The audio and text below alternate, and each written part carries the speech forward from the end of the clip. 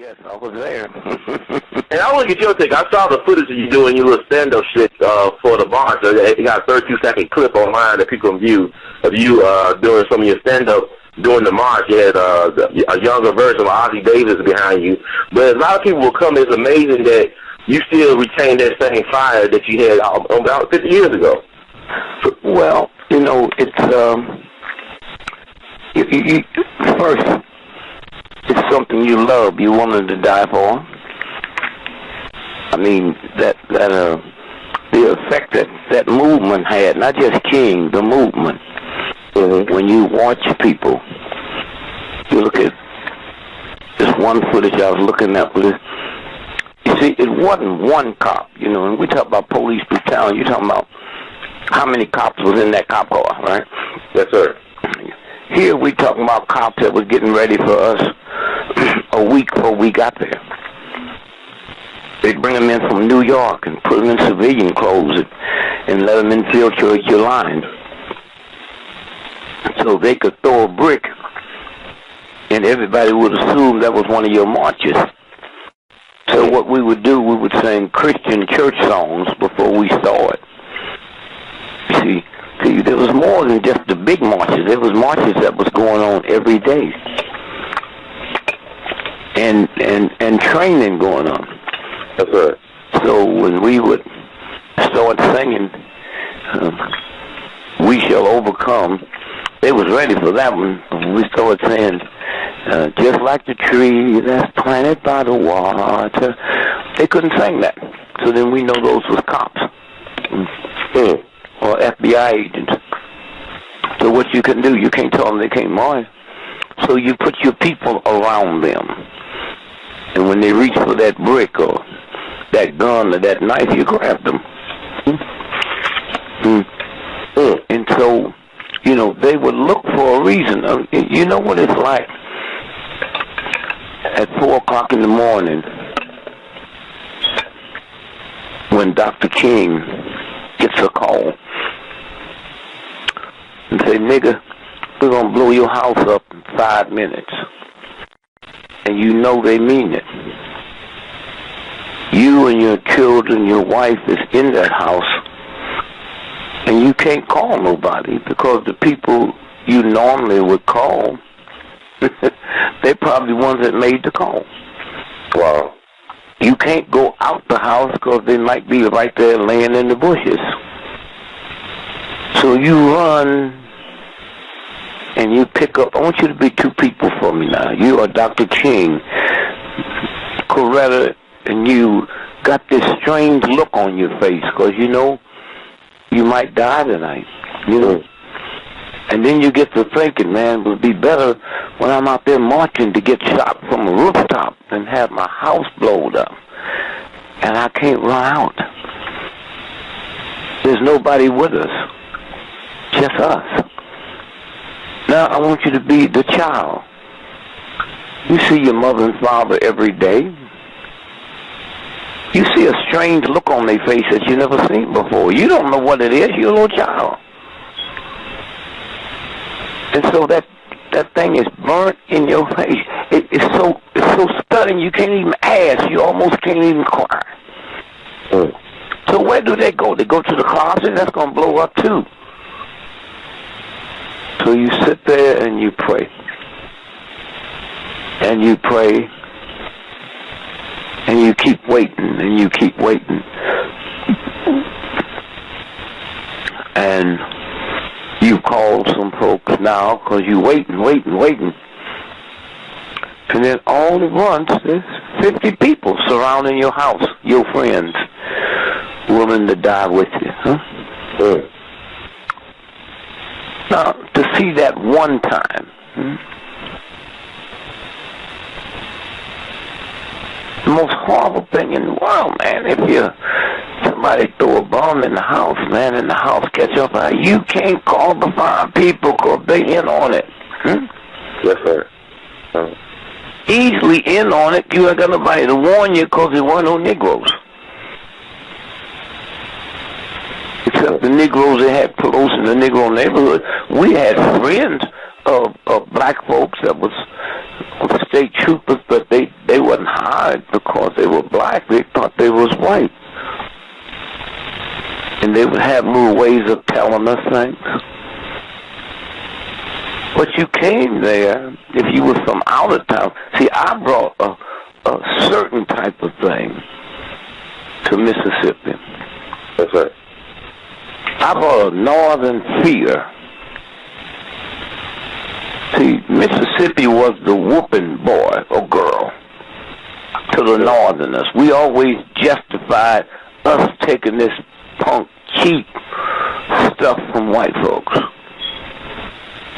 Because, thank God, we're not in Mississippi. Oh, we can see the Emmett Tills now. But we don't see the stuff they spray in the neighborhood. Huh? Neighborhood. Black folks don't know they don't live in a community. A community is where you control your cops, you control your banks, you control your finance, you control your education, you control your medicine, your schools, to this and that. And then all at once you got to read one day the experiments they was doing on black women and men in North Carolina where they didn't give them painkiller. You knew something was wrong, and now they're going to sit here, some sophisticated white folks, and black folks that don't even know what the hell's going on, and wonder why you don't give your child a flu shot. Are you crazy? We hear, you see, when you peacefully coexist with filth, if you walk into a gorilla's cave, the surprise is the gorilla don't grab you.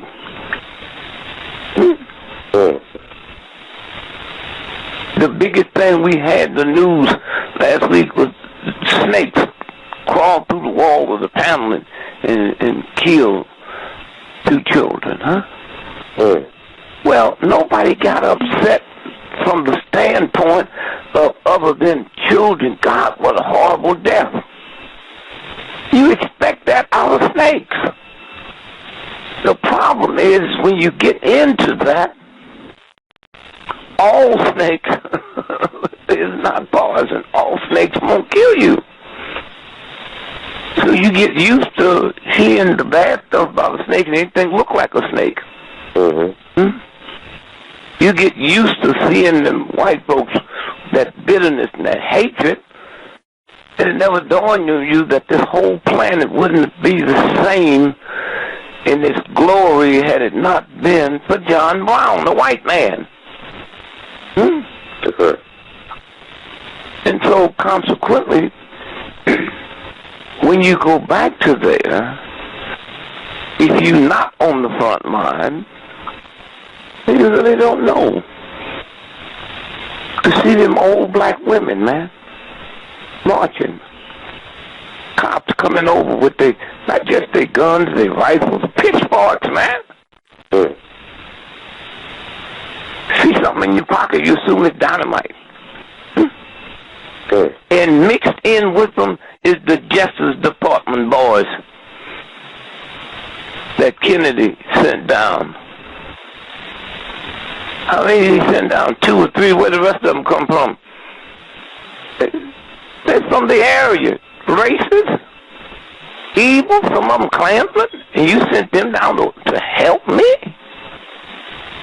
Then after we finished the march on from Selma to Montgomery, we was all running back to the airport, not scared running, just running back to get back to what we had to do. Some of us had chartered planes to fly in.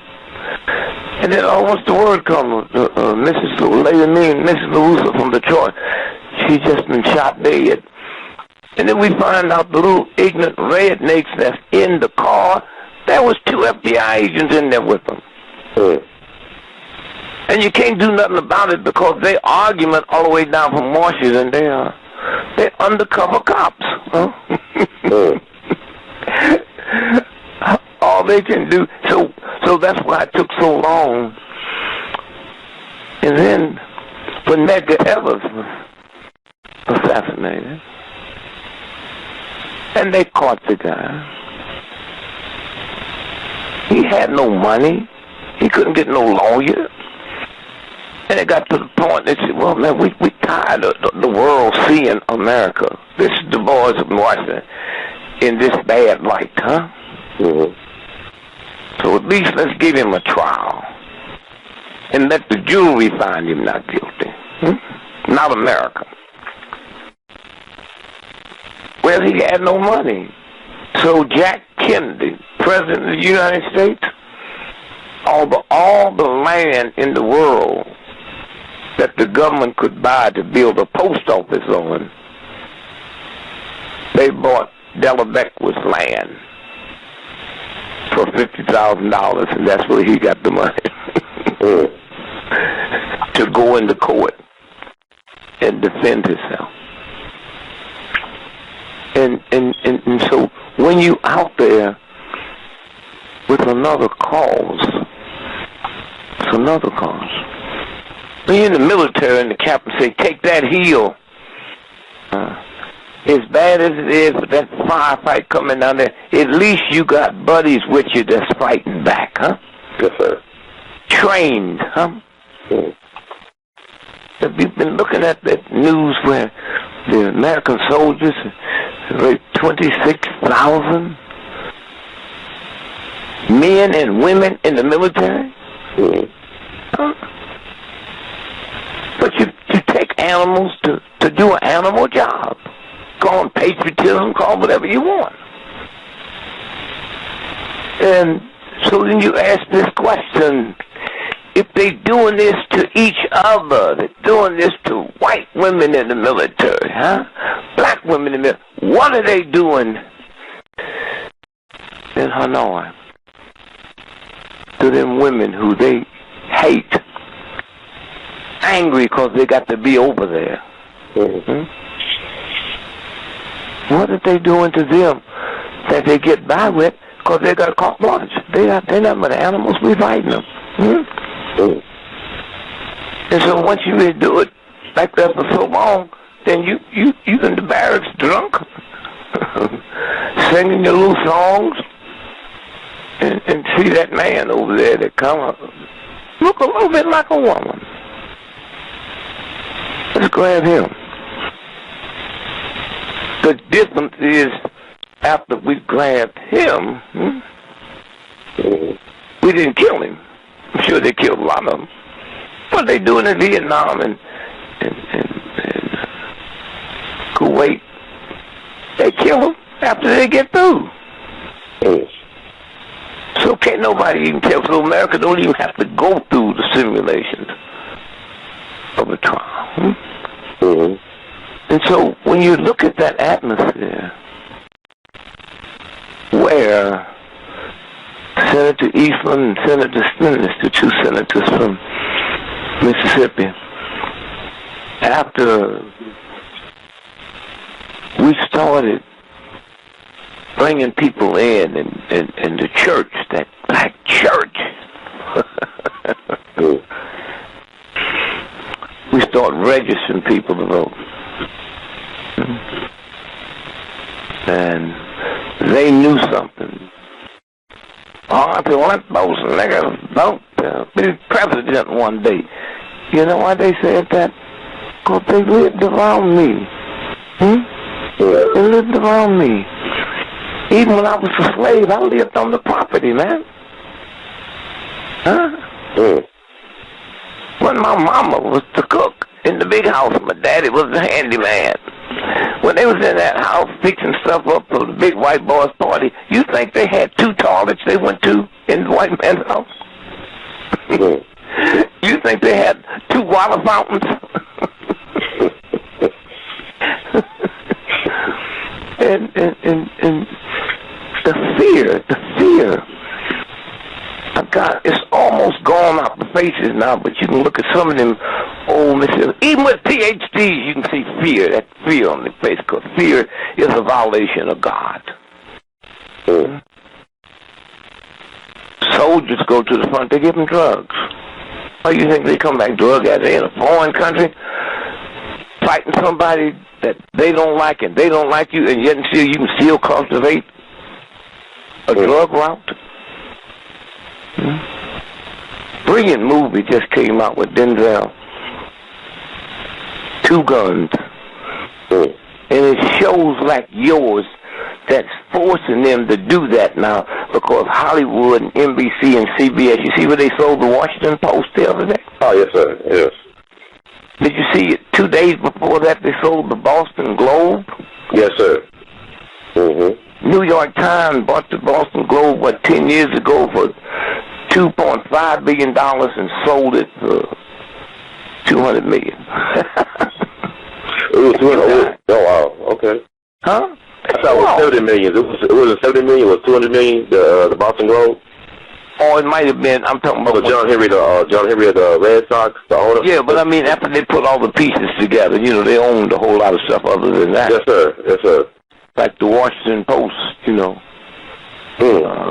Now they went for 250, right? They went for the Washington Post went for 250 million to the founder of Amazon. Yeah, is that correct? Okay. Yeah. Okay. And so it's over, and it's over because of these type of shows. They got white folks doing these type of shows, black folks. These voices you hear, they never heard. I never had an alternative to eat anything but noodles. So I never had choices. They gave me NBC, CBS, and ABC, and they never showed a lynching. And now this social network out here is popping so strong, including Rush Limbaugh and them. The NBC, CBS, and ABC didn't have to compete against white folks talking every day to that group of white folks. That's why you have a different atmosphere now. Because before them thugs came on, you see, we used to rednecks looking like rednecks. Can't read, can't write. We're not used to them looking like Hannity.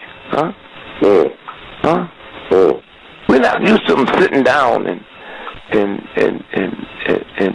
and drugged up. And so consequently, that white person got something to eat for their mind, for their soul, that they never had before. I can look at Rush Limbaugh and them and then turn on a basketball game, And so consequently, that's why you got a different type of thug out there, because he's getting his food from somebody. Even when you was in the Klan, you hid. You knew you was doing something wrong. That's why you hid your face. And they don't have to hide now. And so, but a white America don't understand. Once you do it to me for a long time, you feel free to do it to anybody. Anybody. And so consequently, you get these movies that comes out now, and 2 Guns is about how the CIA gets a percentage of the drug money from all over the world, and they enforce it. Right. Yes, sir. Now we never could look at something like that. I mean, we knew it, but you say it, and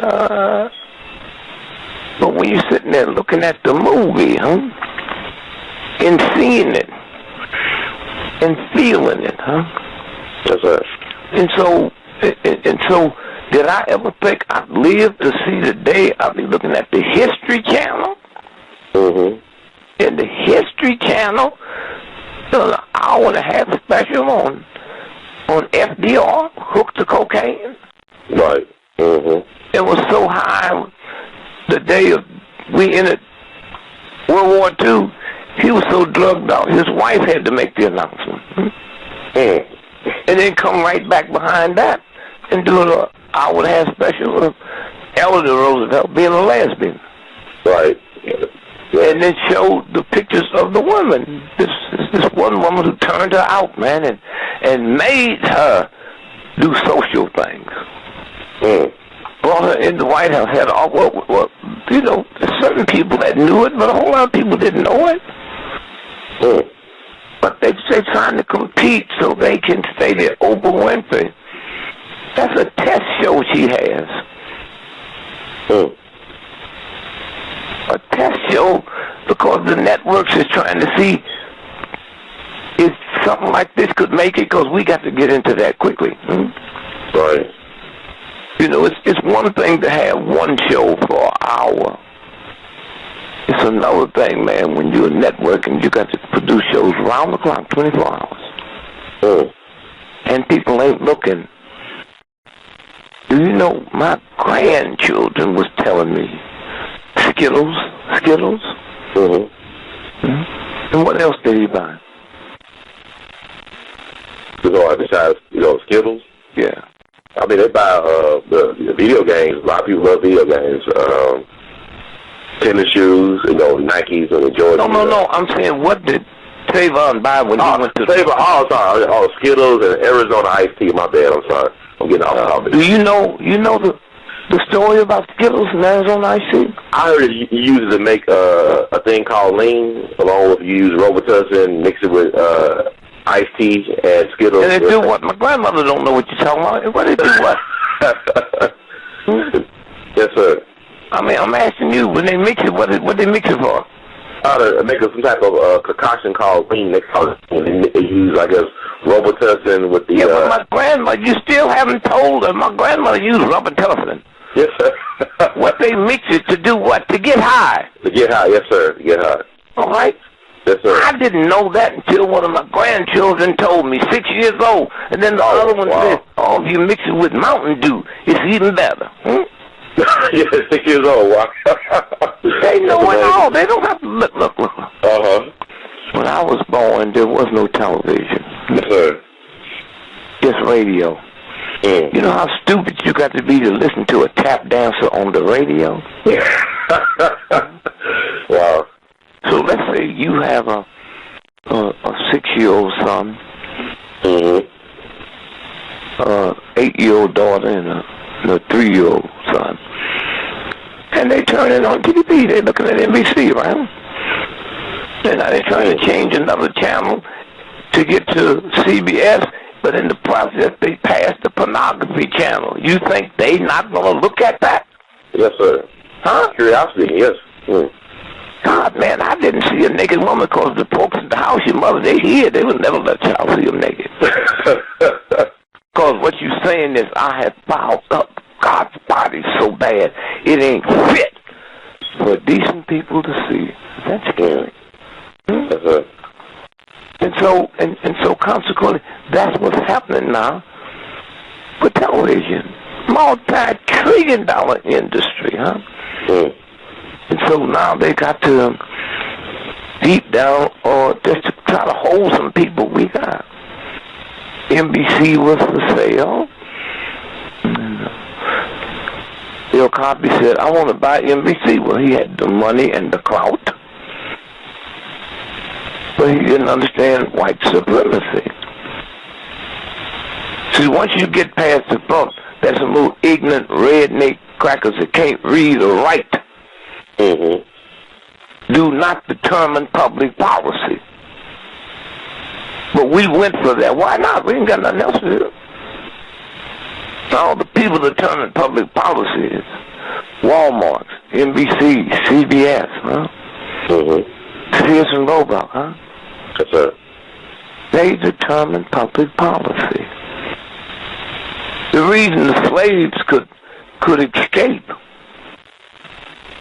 and when the sheriff would catch him, nigga, where you going?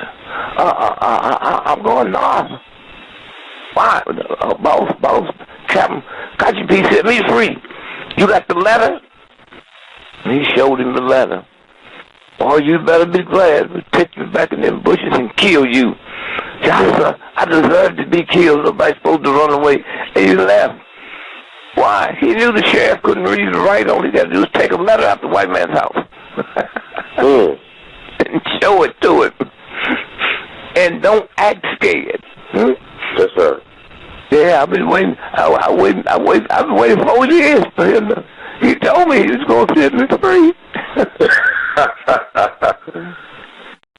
I thought, hear what they told me. Okay. They said, if you have 1 30-second Negro blood in you, you what? You black, you Negro. Okay, now think about this. Repeat that to me. What they say, if you have what? 1 30-second blood in you. Do you know what that ignorant thug was telling you? If I stand you here, I got to get 32 white folks to equal one of you. That's what they were saying. Huh? Yes, sir. Huh? Oh. Huh? That's what they were saying. And we didn't hear it. We were so busy thinking that was a put down because they taught me Negro blood, there was something wrong with it. That's deep, Brother Gregory. That is really deep. But he said, you got a Rolls Royce in order for me to equal the money you spent. I'd have to have me 42 shippies. That's God. When God say, I created you, not Hitler, not some folks so corrupt they should be running around in a jungle. And when they can intimidate you, and I'm your mother and father, and you have nerve enough to be scared and talk about you love me, the same universal God that created the Germans created the Jews. The same universal God that created the slave master. These white folks are not talking about stand your ground. Black folks don't like stand your ground. We invented stand your ground in the 1960 civil rights movement. They came with guns and the police and the government on their side, and we didn't move. You talk about stand your ground. Huh? No gun. Huh? Just a loving spirit. Huh? And willing to erase. You see, there is a universal God. I'm not talking about this one we talking about. Yes, sir. You know, the dinosaur been gone 2 billion years, minimum, right? The dinosaur. Yes, sir. There was no church back then. So it wasn't the Baptist church or the Catholic church or the Pope, huh? Yes, sir. A bunch of thuggish men gonna pick you, huh? And make everybody think you sit at the right hand of God. Oh, excuse me, the little boy right there. Yeah, the son of you. Bring him to me for dinner. That God? And you still go to that church? That's right. Huh? God say, if I don't behave myself, say God is a jealous God. Yeah, I imagine the Pope is. But how are you going to tell me that jealousy is a violation but tell me God is jealous, huh? I mean, are you crazy? Fear God. I got 10 children, man. And my 10 children that fear me, y'all would know I'm crazy. Fear? Oh, good daddy. Gambler, hustler.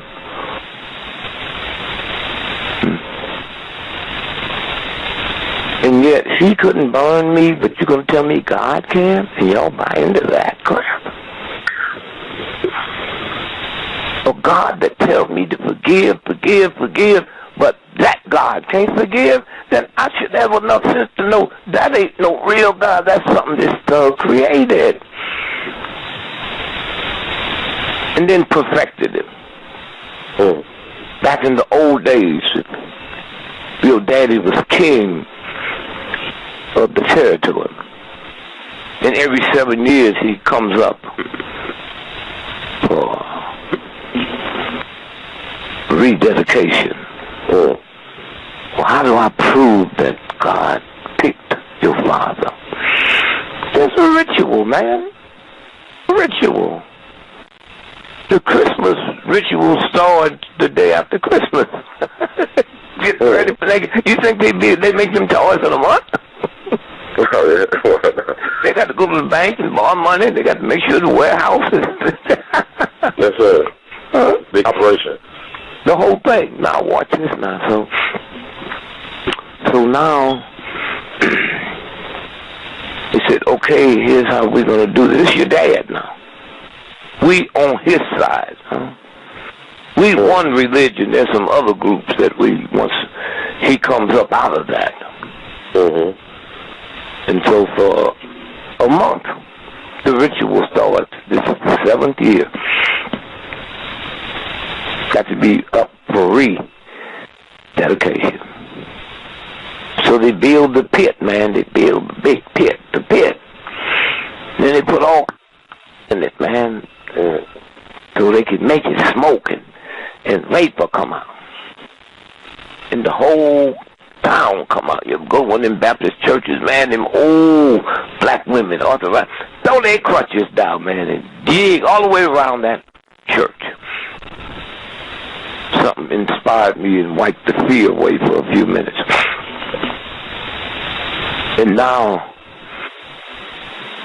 my cousin really hates your daddy religion, but they go get him, and he's the one that got to bring the poison snake. And my wife brings the chicken, and the snake bites the chicken takes 2 steps and fall dead, and we throw that snake in there where your dad is. And the people just scream and holler, and they cry,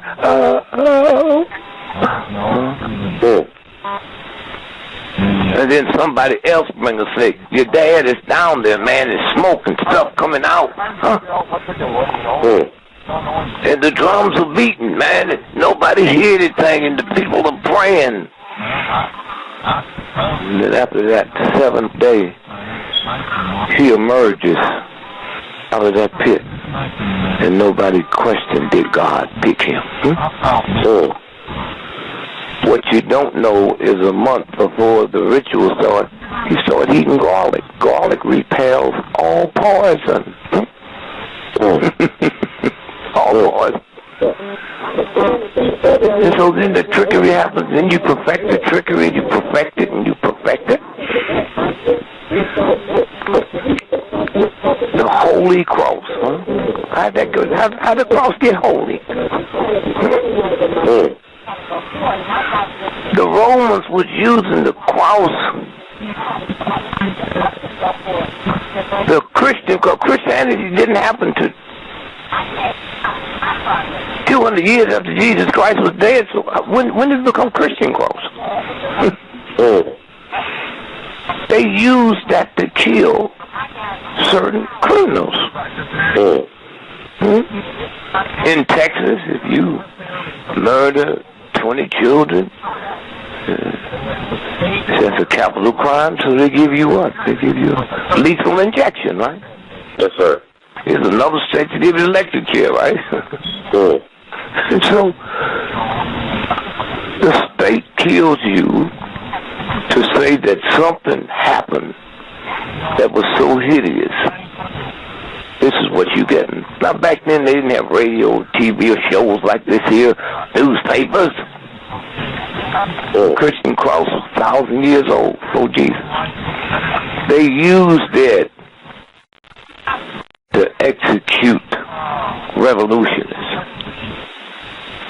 So if you go back to them days, wasn't no trains, wasn't no newspaper, no radio, no TV. So we walked. And Jesus Christ had never moved within 300 miles from where he was born. And so, if I'm executed for being a revolutionist, you never heard of me. You know, because I'm hanging on the cross. That's why they kept me there for 3 days. So y'all in the village could see it. You had to pass by there. go and get water to visit Grandma. And you tell the children, say he's an enemy of the state. He's trying to overthrow the government, So you and your children and your family would never want to be a revolutionist because you see what happens to them, okay? Right. Now, follow this now. The cross is what they use to execute who? Jesus. Revolutionists, right? Right. So what was them 2 thieves doing up there? They not revolutionists. Huh? Why were the 2 thieves up there? That wasn't fighting to liberate nobody. Huh? See what happens?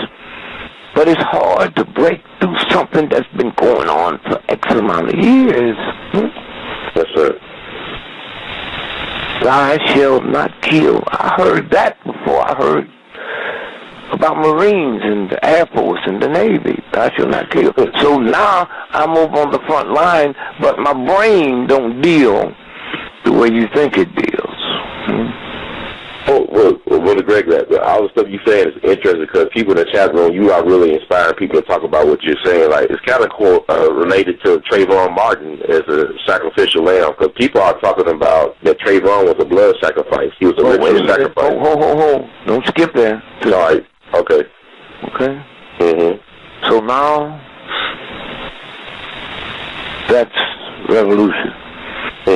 Those of us that's informed, we shocked that King was able to do what he did. See,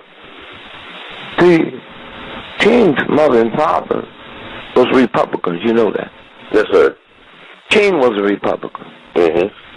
Mom and Daddy was conservative Republicans, huh? Yes, sir. Grandmother and grandfather was right-wing conservative Republicans, huh? Oh, wow.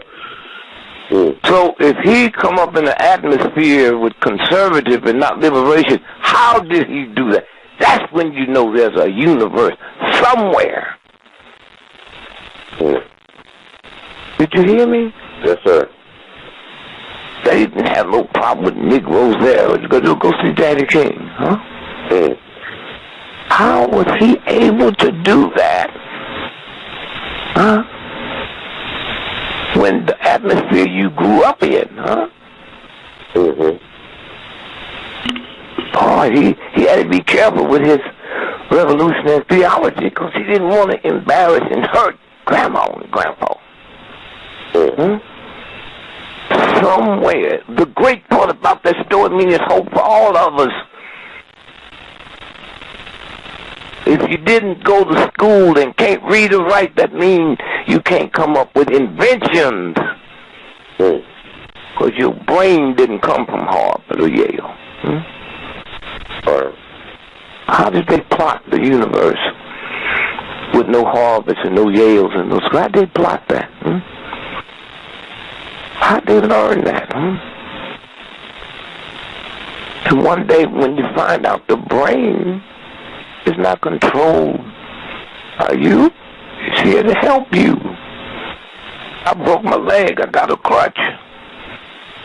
But that crutch don't tell me where to go. My brain tells me. Crutch helps me get there because something happened. And so when you stop and think about, when you say to your child, see, children don't hear what you mean, they hear what you say. That's right. When you say to a black child, you got to be twice as smart as a white person. You know what you just told their brain? I'm dumb. That's what that means to a child. Huh? That's right. I'm dumb. You got to pay twice as more. That makes me think you tell me the white boy got money, got rich. Huh? No, it's beef. You got to be, and now they got tests. Now they have tests. That's why the problem with Negroes not being able to make it, We listen to shows like this and shows across the country and listen to people telling us that's not qualified. That's not qualified. What do you mean? Theater, huh? My son came to me, my oldest, and said, Dad called me and said, you got to help me, Dad. I'm hooked to crack. I said, I can't help you. I ain't never smoked a reefer. Please don't call your mother. She never drank a beer. He said, Dad, you go all over the world helping people. I said, son, stop the bull. If a doctor would have told you you had a brain tumor, you wouldn't have called Pop to come to Dallas and cut your head open, huh? Who would you call? The insurance company don't pay for your Pop cutting your head open. The brain surgeon, huh? Yes, sir. We sitting out here wanting to help something we didn't create and don't know what to do.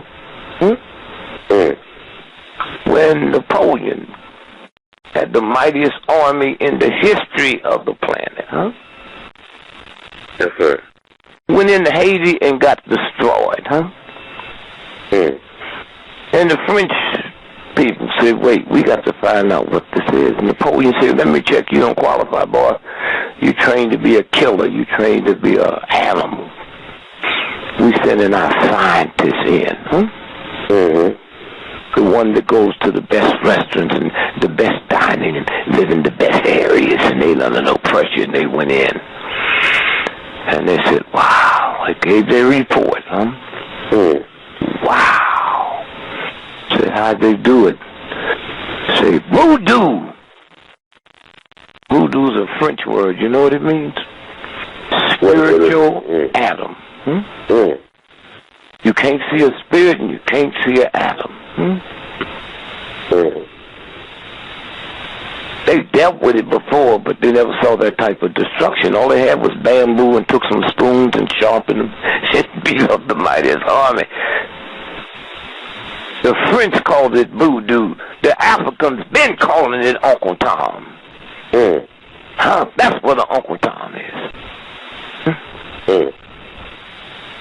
The women have it, but we're so sexist and racist. If we still second rate, you imagine what it was like then, so they didn't see women as being having that. I don't see that black woman can get angry with me, my wife, my girlfriend, and take a butter knife and cut the tires down to the rim. I keep missing that. There's not another woman on the planet that can cut the tire rims off your truck, and them tires got a 20-year guarantee. Now, living with black women, we know there is no special book they read. We know they don't slip out the house and practice how to do it. There's something that comes over them when you push that button. We know that a woman can jack her car up to change her tires, and the phone rings and she goes to the phone, and the little 2-year-old had walked out in the garage and he's messing around playing because he saw Mama there in the car fall off them blocks and fall on him, and she hear him crying, and she runs out there and lift that car up. Huh? Lift that car up. And so it's the whole thing. This woman that got pregnant, she's married. White woman hated she's pregnant. Oh, God, she didn't want to be pregnant, huh? How could you do this to me? Huh? A little boy, he loved it. All mothers do. That's why every now and then a mother will slip and say, this is my child. Oh, my God. What did I just say? Now watch this now. So she has another baby. She mad again. She's pregnant. A whole lot of mothers like that. Once the baby born, they in love. So she angry. And she changing the baby diaper. And the first son 4 years old now. Is watching her, you know. Mm-hmm. And you see the penis. Mommy, what's that? Oh, that's God's mistake. They don't hear what you mean, they hear what you say. Yes, sir. And every time he had asked her that, she would say that's God's mistake. So one day she was changing the diaper, and the phone rang, and she went to answer the phone and just told, the baby's laying. She said, watch your brother Johnny. Mm-hmm. And he heard Johnny scream and holler, and she ran in that room, and that boy took scissors and cut his penis off, cut off God's mistake, huh? Mm. They heard you say that's God's mistake. So I'm going to help Mommy out. Mm. When he heard that boy and saw the blood, he ran out in the garage and hid under the car. Mm. He runs the phone and called the doctor and said, bring him in. We don't have time to send an ambulance. Bring him in. He called for Johnny, and she ain't got time. She jumped in the car and backed that car up and run over Johnny and killed him. Mm. And the baby died. Huh? Wow. That's God's mistake, huh? Mm. They hear what you say, not what you mean. Yes, sir. That's the universe, huh? And so consequently, I used to hear the old black folks saying, there's some black folks in Africa that white folks dare not touch.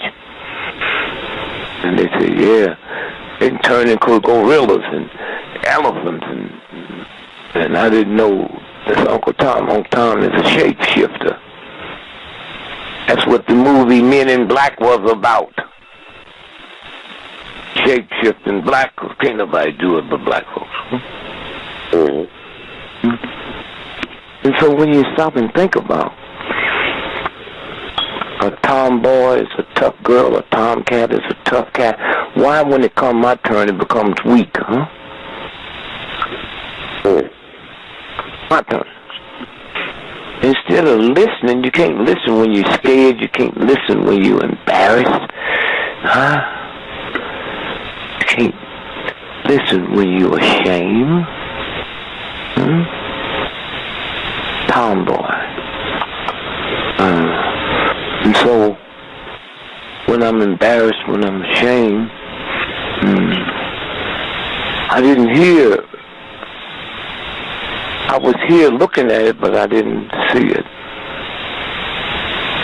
No slave up until us ever broke their chains within 5,000 years of it being in bondage.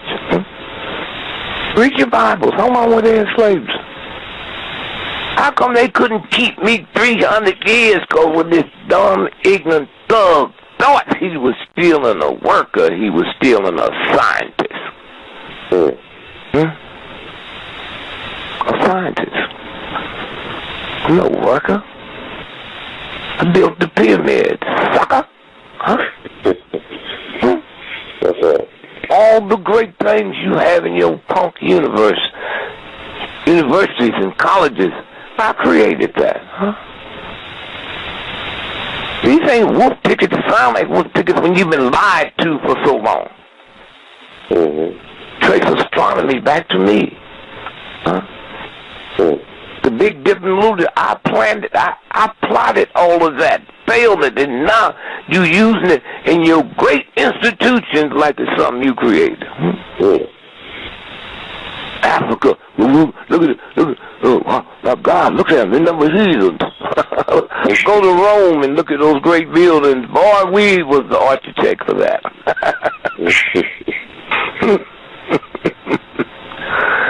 Yep. And so when you hear and listen and hear, there's something that comes over me at a certain time. Comes over me. And so if you're looking at Tavon,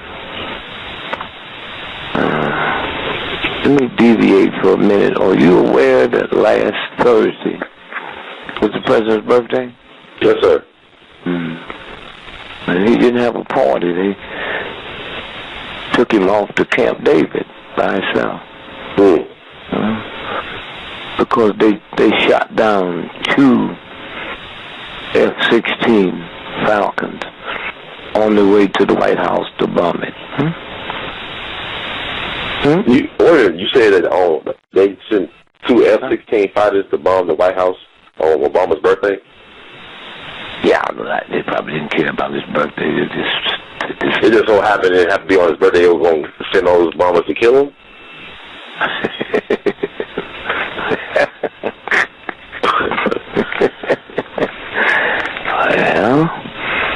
Well, if you look up on your computer the Baltimore Sun, here's how they said it. Jet pilot survived mid-air collision. Oh, wow. One D.C. Air National Guard pilot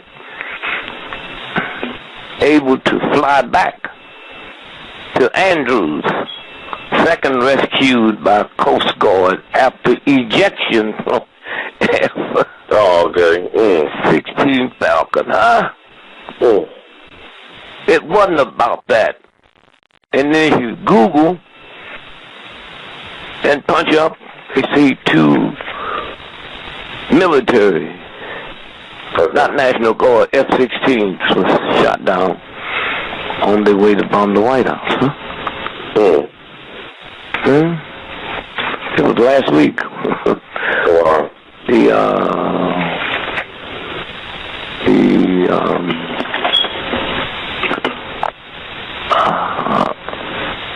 D.C. police, as we talk, is still on a 16 hours a day work shift. They say it ain't over yet. So that's America. America. They mad at Russia now because they let the brother stay there. What we gonna find out is China and Russia stole that stuff, and the heat was just on, so they gave it to him. Oh my God! So he's a patsy? Huh? You say Snowden is a patsy? You ain't a patsy when they paying you big bucks. Okay, I got you. Okay. All right. So they ain't mad at Russia and China. They're mad at him. Okay. And so consequently, are you aware? I don't know if I mentioned this, or you can Google it. Are you aware that Senator John McCain was sentenced to die by a military court in front of a firing squad? Did you know that? I know that you talk about him being a traitor. I didn't know he was actually sentenced to die for being a traitor. Yeah. I didn't know that part. Yeah. And the only reason he's alive is Nixon pardoned him. Okay? And he's bad-mouthing this guy. Oh, that's something. And this is something you need to pull and play for your audience. He made a tape for them to play to the North Vietnamese people while he was prisoner of war. So if y'all take me to your hospitals and heal me, I'll give you anything you need. So the tape said, "Hi, I'm so-and-so, John McCain. I'm a war criminal, a murderer. I flew Navy fighter jets and dropped them on schools, and I killed women and children."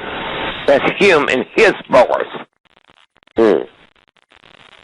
So they said, well, okay, now every day there's a run of these planes dropping on bombs on North Korea, right? North Vietnam, I'm sorry. Every day. So then he told them, he said, now, if you really want to hit some planes, so you got your anti-aircraft set up over here when the planes get there. They would get so close because what you don't know is when we take off, we go to the left 400 miles in bank and come around. So they reset up the artillery, and within 1 week, American airline pilots' death increased 64%. 64%. So after radio shows like this and these papers come out, and you actually hear people that was in the military with them doing angry books and stuff, Right. Okay? And so consequently, this is why you don't hear stuff like this. And so consequently, well, they're gonna kill him because he's Negro. Yeah, just like they killed John Kennedy because he's Negro. Right? That's why they killed Lincoln because he's Negro. Right? So, well, you said Kennedy was a Negro? No, I'm trying to say, if you think this is just treated for black folks, right? Exactly. How many white folks presidents they assassinated? That's true. So why you want to see? We always want a hog painting. Yes, sir. Yeah, you know. But we don't go downtown to the traffic court tomorrow and see 98% of the folks in traffic court are black folks. And I said, okay, one problem. If I'm doing this in my speed, how come when I'm driving down the street, I'm not passing white boys and girls? If I'm doing that much speed, no. And we tolerate it. We tolerate it because we're so busy trying to be educated to please white folks. You saw what happened to Oprah Winfrey last week, didn't you?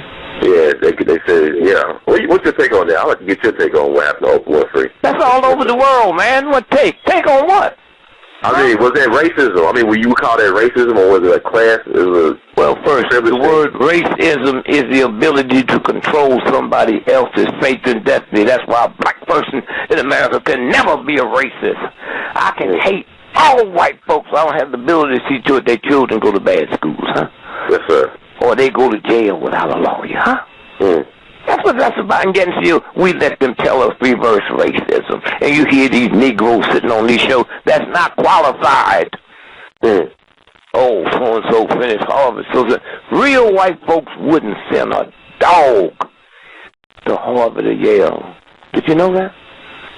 All your Ivy League schools in America was built by white slave owners for their dumb white boys, huh? All of them. Well, what about somebody like Charles Barkley? He doesn't have a Ph.D. from Harvard who says that black folks can be racist, too. No. You expect that out of him? Okay. Look, let me say this.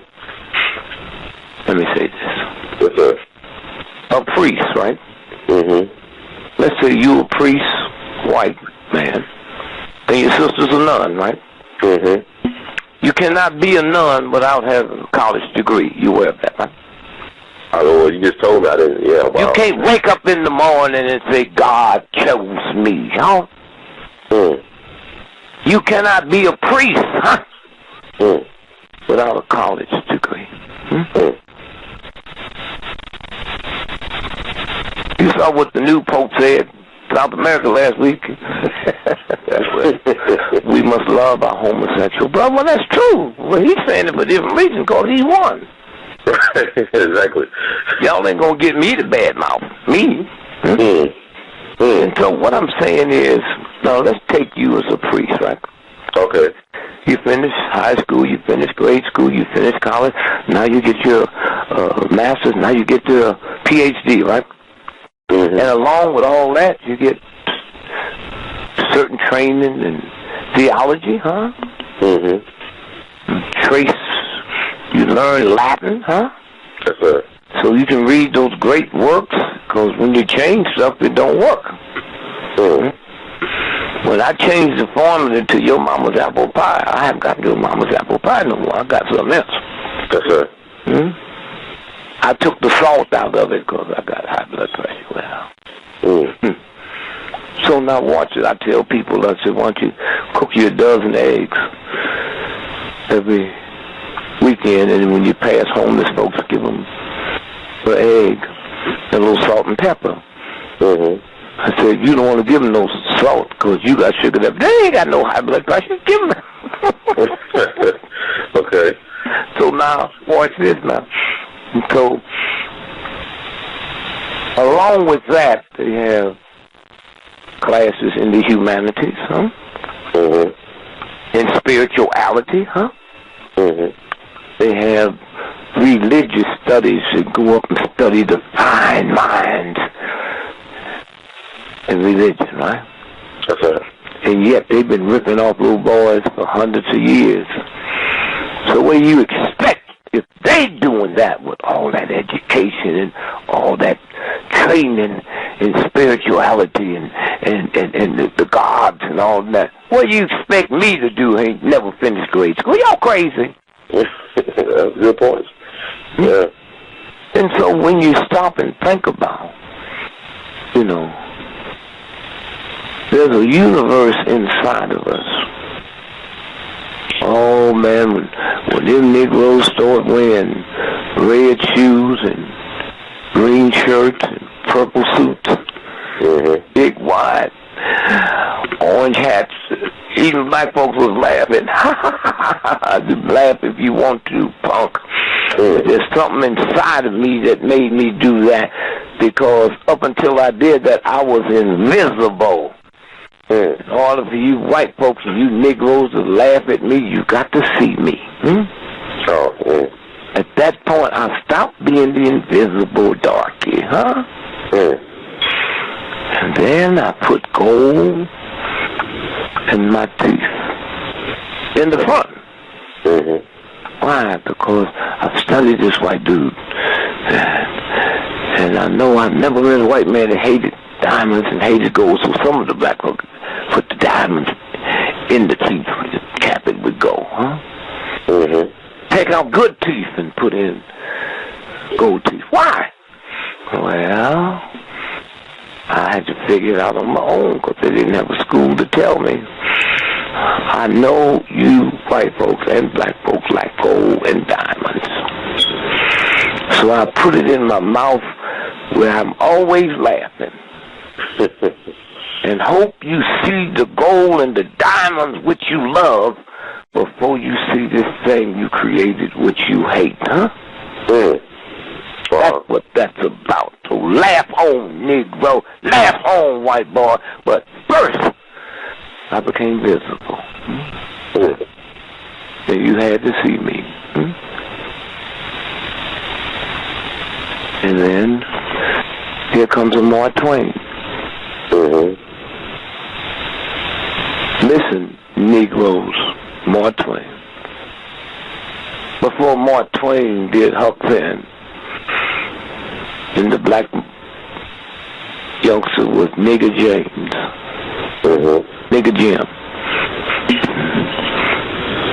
But before that, we were too ignorant to know. Because you can't go along to get along and not be ignorant.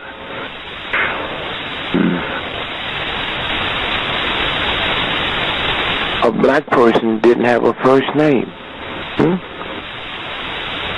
That's Huckabee's nigga.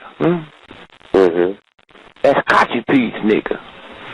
And Mark Twain, with his brilliant self that don't got to get approval for ignorant black and white folks, just from the universal order, he said, this nigga's name is Jim, huh?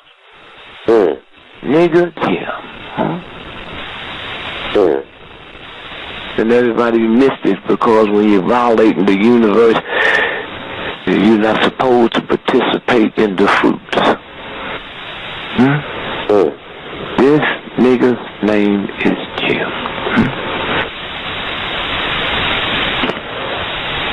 Harriet Beecher Stowe just wrote Uncle Tom's Cabin. Yes, sir.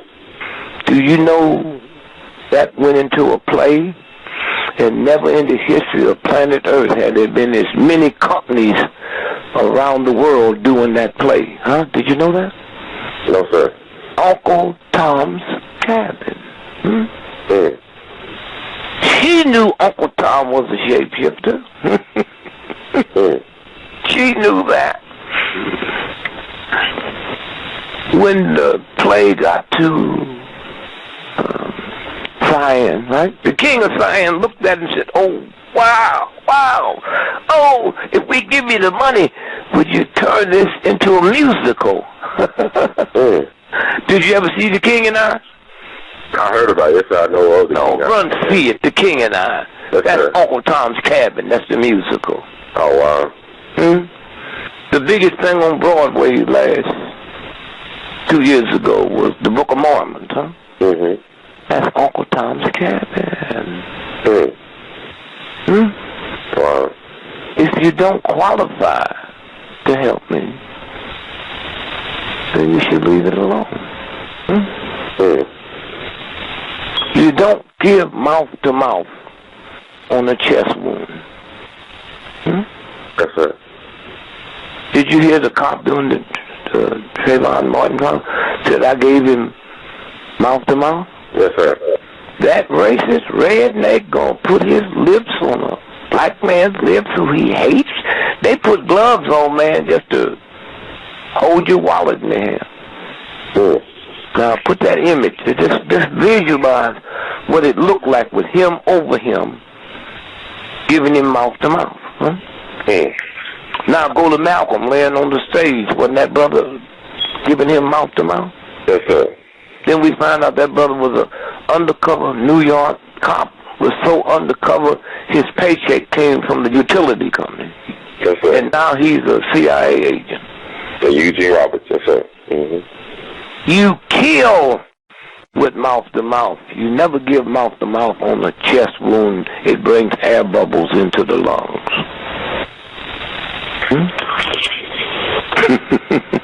Yes, sir. I think, Brother Dick, some people having trouble hearing you. They say, can you speak up a little bit? Do what? Speak up a little bit louder. They're having trouble hearing. Okay. All right. Okay. Let me know if they can hear me. Can y'all hear them now? Oh, 1, 2, 3, 4, 5. 1, 2, 3, 4, 5. Yeah, it sounds clear. Thank you. Okay. And so, if you don't know, you don't know. When they shot Lee Harvey Oswald, they gave him mouth to mouth. When we get the autopsy, it show he died from air bubbles to the lungs. Yes, sir. Wow. And then now there's stuff coming out. And NBC and CBS, and they've been knowing that, but they wouldn't put it out. We all hear about the Tuskegee experiment, right? Yes, sir. Injected syphilis into black men, huh? But they didn't tell you who ran that was the Tuskegee Institute's nurses department, do they? Black nurses who had one of the better nursing schools in the world at the time. They carried that out for the government. Why? We walking around talking about little black boys with their pants below their drawers. Are you crazy? First, when you hear people talk about they wearing their pants below, well, I never heard you black folk criticize the mafia.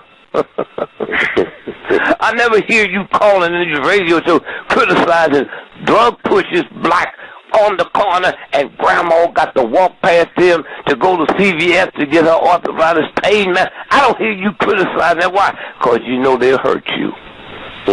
You criticize safe stuff. Huh? The priests, were they wearing their pants below their belt for 200 or 300 years, ripping off little boys? Huh? The folks that killed Jesus, were they wearing their pants below their butt? The mafiosos who have brought this country down to animal standards are the most immaculately dressed people on the planet. What are you looking for? Or maybe that's God saying, never again will you criticize one of my spirits that I made because you don't like their appearance, huh? Yes, sir. And all you folks listening to me now that just outraged over these youngsters with their pants below their drawers. Let me tell you something. Let me tell you something real good. That's sexism, and you women don't even know it. Come on, y'all. Y'all see women walking down the street with bikinis on, man, it look like they naked. You don't criticize that. Show me the booty, huh? You see that? They got these little short skirts on so short, man. But that don't bother y'all. But women, just like black folks are, anything white folks don't like, we don't like. Anything men resent, but you young folks might not know that. About 20 years ago at the white football games in college, 150,000 people, 120,000 people in the stadium, and during halftime, the white folks would take off their clothes, get naked, and run across, buck naked, and they called it streaking. Oh, what fools. Streaking. And let me tell y'all something else. Any of you all that drink whiskey like I used to drink whiskey, how many times did I get in my car under the influence of alcohol and drive home? I was committing a crime. Wearing your pants below your drawers is not a crime. Okay? All right? Not a crime. But you thugs, if you ever bumped into one of them children out there wearing their pants below the drawers, it wouldn't break nothing. It wouldn't kill you. Huh? This coming holiday, more people will be killed by drunken driving than will OD from hard drugs in the next 5 years. Huh? Oh, wow. All right? Okay. And you going to criticize somebody who's not breaking a law? The universal God put me here naked, and don't tell me I was going to cover up, because back then there was no clothing places making clothes in there. But while you criticizing that, I've never heard you criticize Vaseline petroleum jelly. You need to help me, man. What is Vaseline petroleum jelly? Tell me, please. Play dumb. Don't get smart on me. I don't know what. I don't know. Have you ever heard of it? Yeah, petroleum jelly, yes, sir. Huh? Petroleum jelly, you said natural petroleum jelly, yes, sir. You see mothers use it on their little babies? Yeah. I used to get it during childhood. Don't it say petroleum? Ain't that gasoline? Yeah, so from my understanding, yes, sir. It's supposed to be how stupid you got to be to rub gasoline on your baby? Very stupid, I think. Oh, black folks look around and see that ash on them black legs. Do you realize if you get caught with Vaseline petroleum just trying to sell it, they'll put you under the jail? Wow. Vaseline petroleum. They don't lie. A lot of stuff they lie about. Vaseline petroleum jelly, huh? Vaseline petroleum. Put it, baby. Put on your hair. Get them kinks out. Huh? Somewhere. It's a new day now. A new day. I think anything have ever shocked me. The human called ill and give a number. There's a book out. I don't know if I mentioned it to you called.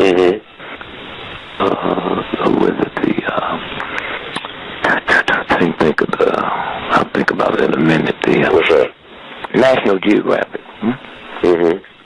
It's a book out called 1001 People Who Made America. Okay. You call Bill. I'll tell her today to get it to you. Okay. 1,000. They go back before the Mayflower, man. You know what I mean? Billions of people have lived and died in America. Not at one time it was a billion, but billions. You know there's 350 million Americans today. Yes, sir. And they picked 1,001 people who made America. And I'm listed in it. Huh? Oh, wow. I mean, there's a lot of people listed.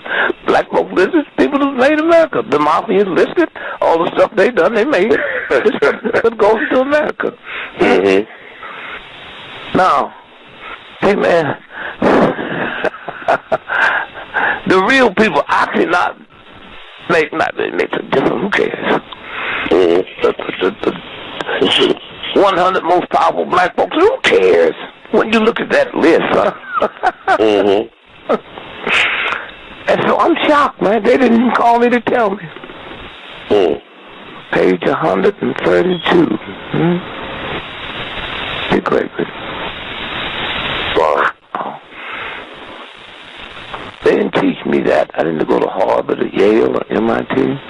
That's right. You let that spirit come loose, and I learned that from the Civil Rights Movement.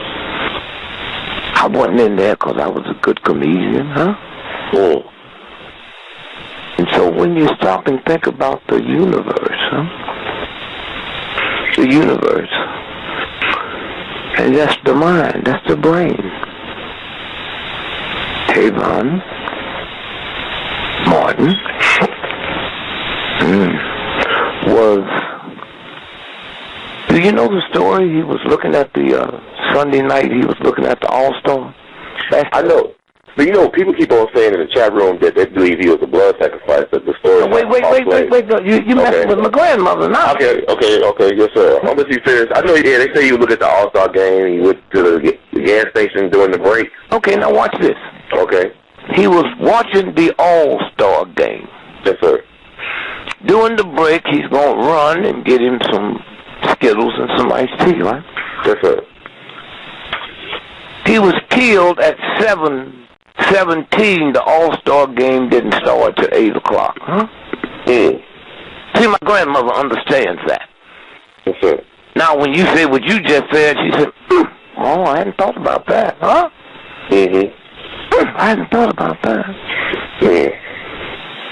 He laid in the morgue 4 days as John Doe. You know that. Yes, sir. John Doe. That means he had no identification on him, right? Yes, sir. So there's a possibility, you know, you're going to run down the street, you just get the money, you run and come back. But they better find his identification at home where he was staying with his dad. Why? Because if they didn't find it there, they'll put it back there now they hear it on this show. If they didn't find it there, then somebody took it out and got rid of it. Now, it gets nasty, right? Yes, sir. Where was his ID? Now, if I'm leaving your house, man, and I got a bag of oranges and I get murdered, that becomes part of the evidence. They got to check the blood splatter, huh? How come we didn't see the Skittles and the iced tea? Until it started being talked about on black stations like this, huh? Yes, sir. And the hip white folk station, then they showed us the store. Oh, where did you buy that, huh? I got 10 children. And if somebody was murdering one of my children, and they were screaming and hollering just because I'm a dad, I can't listen to it and recognize, because I never heard that voice under that kind of pressure before. So why'd you get the moms? And we got all kinds of scientific equipment. We dropped on the moon and Mars, and in that 30-some years, and people worked 24 hours a day in labs just monitoring it. Boom, what was that? It was a rock. They can tell you that from down here. And you mean that same equipment, they couldn't monitor the voice? There's no two vocal cords that's the same. Your voice box is like your fingernails, huh? You know how many crimes they have solved from listening to the voice and know that wasn't you, or know that was you? Now, the mom and dad is calling the police station, and they got him listed as a John Doe. You can't get in the morgue without a cop signing off the morgue. Don't drive around with their trucks picking up dead folks. That little town, basically a white town, how many 17-year-old blacks will they have in that morgue down there. Yes, sir. And yet, they didn't know. And if you haven't got this, mark this, and I have Leo send it to you. Yes, sir. Are you aware that the police came by Pop's house Monday morning with a picture of the body? Did you know that? No, sir. And came in with a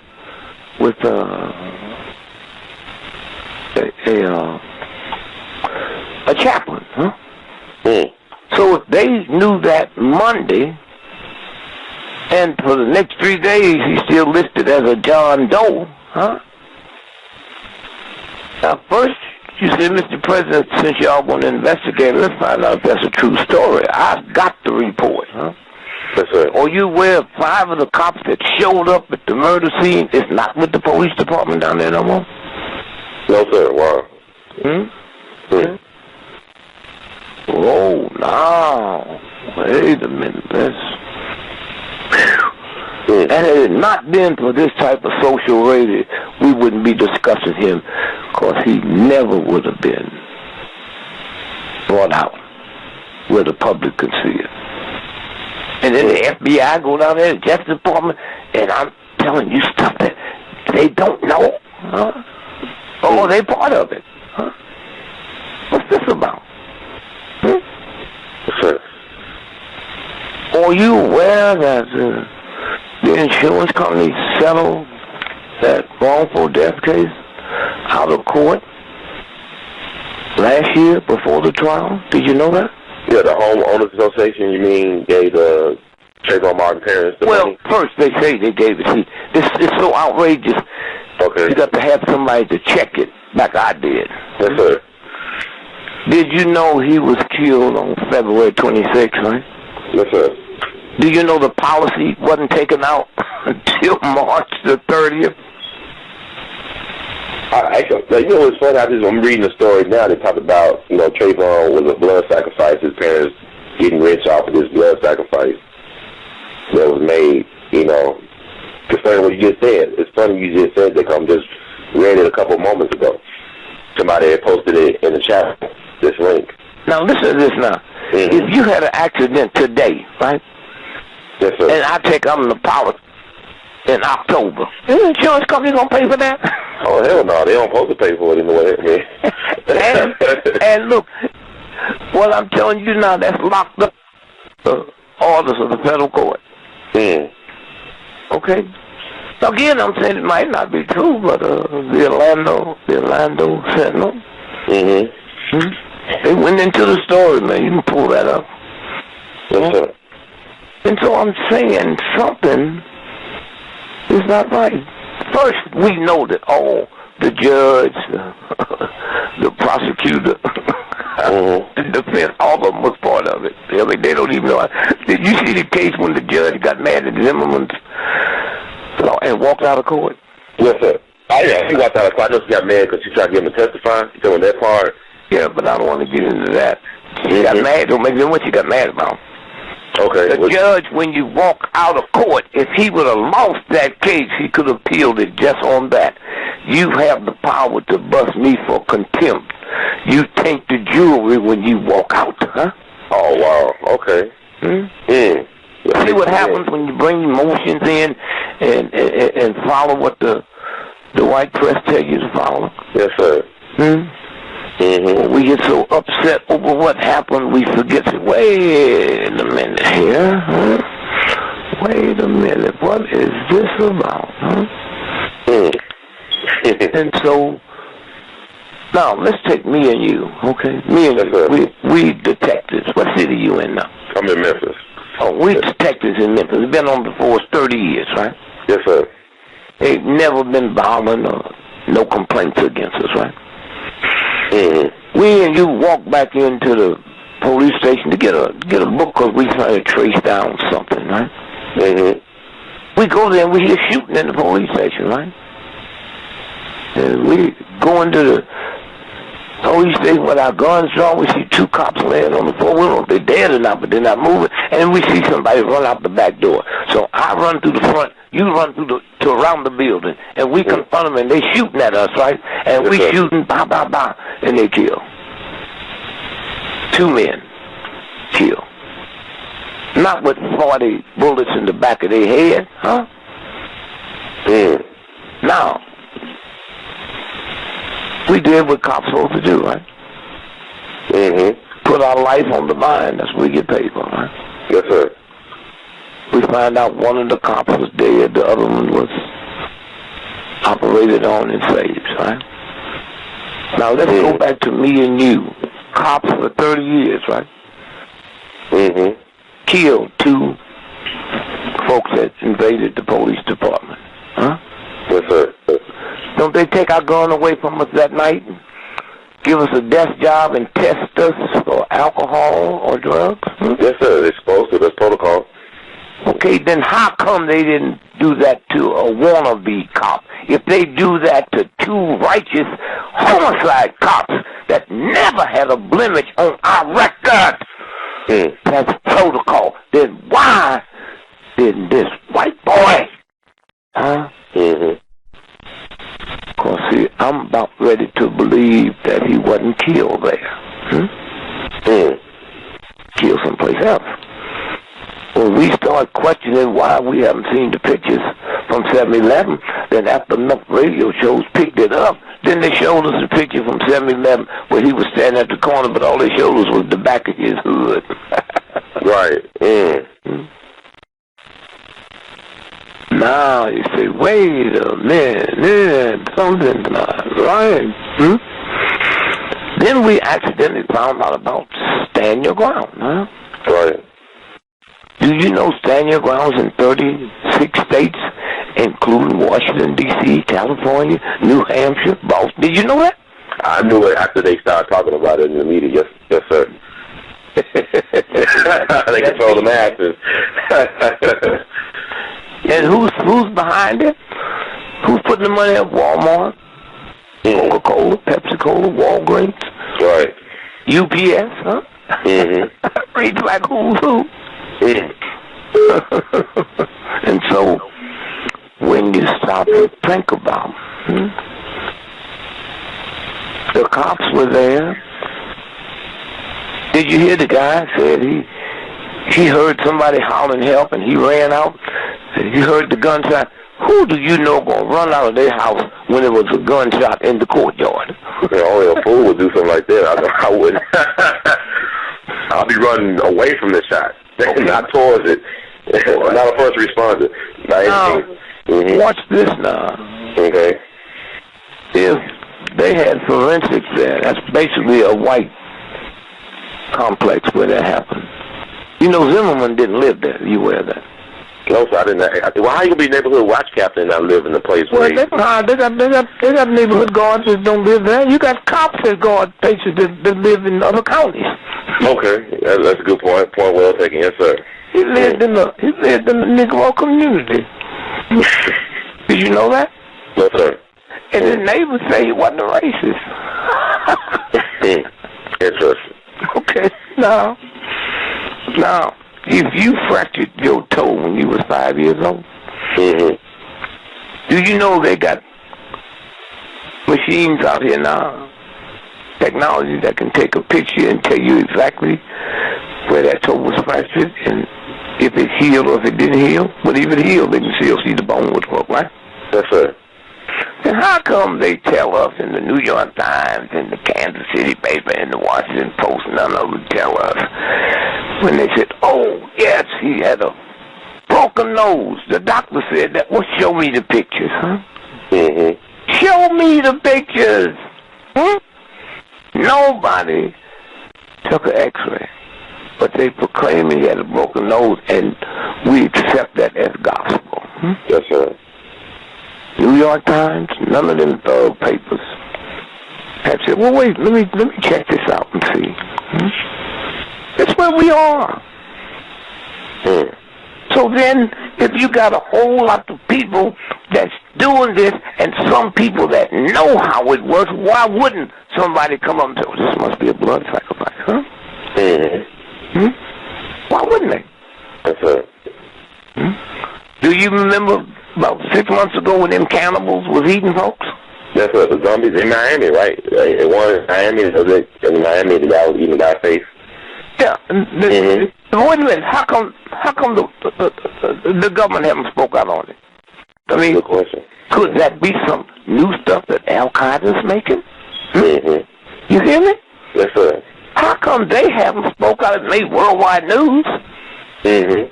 Cops went in there in Miami, said the guy was eating his roommate, and then when the cop said, "Get him up," he looked at him, man, with that blood all over, and the cop said, "I had to blow him away." And we don't hear no more about it. Are you aware that bin Laden was killed December 01? I remember with the Prime Minister Bhutto of Pakistan, she talked about that, and she ended up getting killed not too long after that. She talked about, I believe, on BBC. Is that correct? David Frost show. Yeah, David Frost show, yeah. He said he was dead in 2001 and they killed her not too long after that. And he even gave the name. Mm-hmm. Sheikh Ahmad, the one that killed the Wall Street Journal, Richard Pearl, huh? Mm-hmm. Okay. Now, you got that, right? Yes, sir. So the president and everybody was looking at it, and the president said, "We got him, right?" Mm-hmm. Said the president thought, he don't know. They didn't tell him. He totally thought that was real, man. So Obama is a pawn. Is he a pawn or is he a posse? Who is Obama in all this? If he's not informed. I said, man, anybody can trick you. Do you know how many millions of people work for the federal government? Huh? And do you know how few people you get to a point, the rest of the people been there 40 and 50 years? Two sets of books, man. So he really thought it happened. What was it, the Navy SEALs? Yeah. I did SEAL Team 6 or something like that, I believe. SEAL Team 6, man. Mm-hmm. Oh, you aware that 5 of them? I mean, if it wasn't real, they know it wasn't real, right? Yes, sir. So they used to have an old saying during World War II, a slip of the lip can sink a ship. Loose ships. So they got to be careful about these cats, you know, and they still drink and they hold out and do all that kind of stuff. You're willing to be trained specially to murder people without a trial.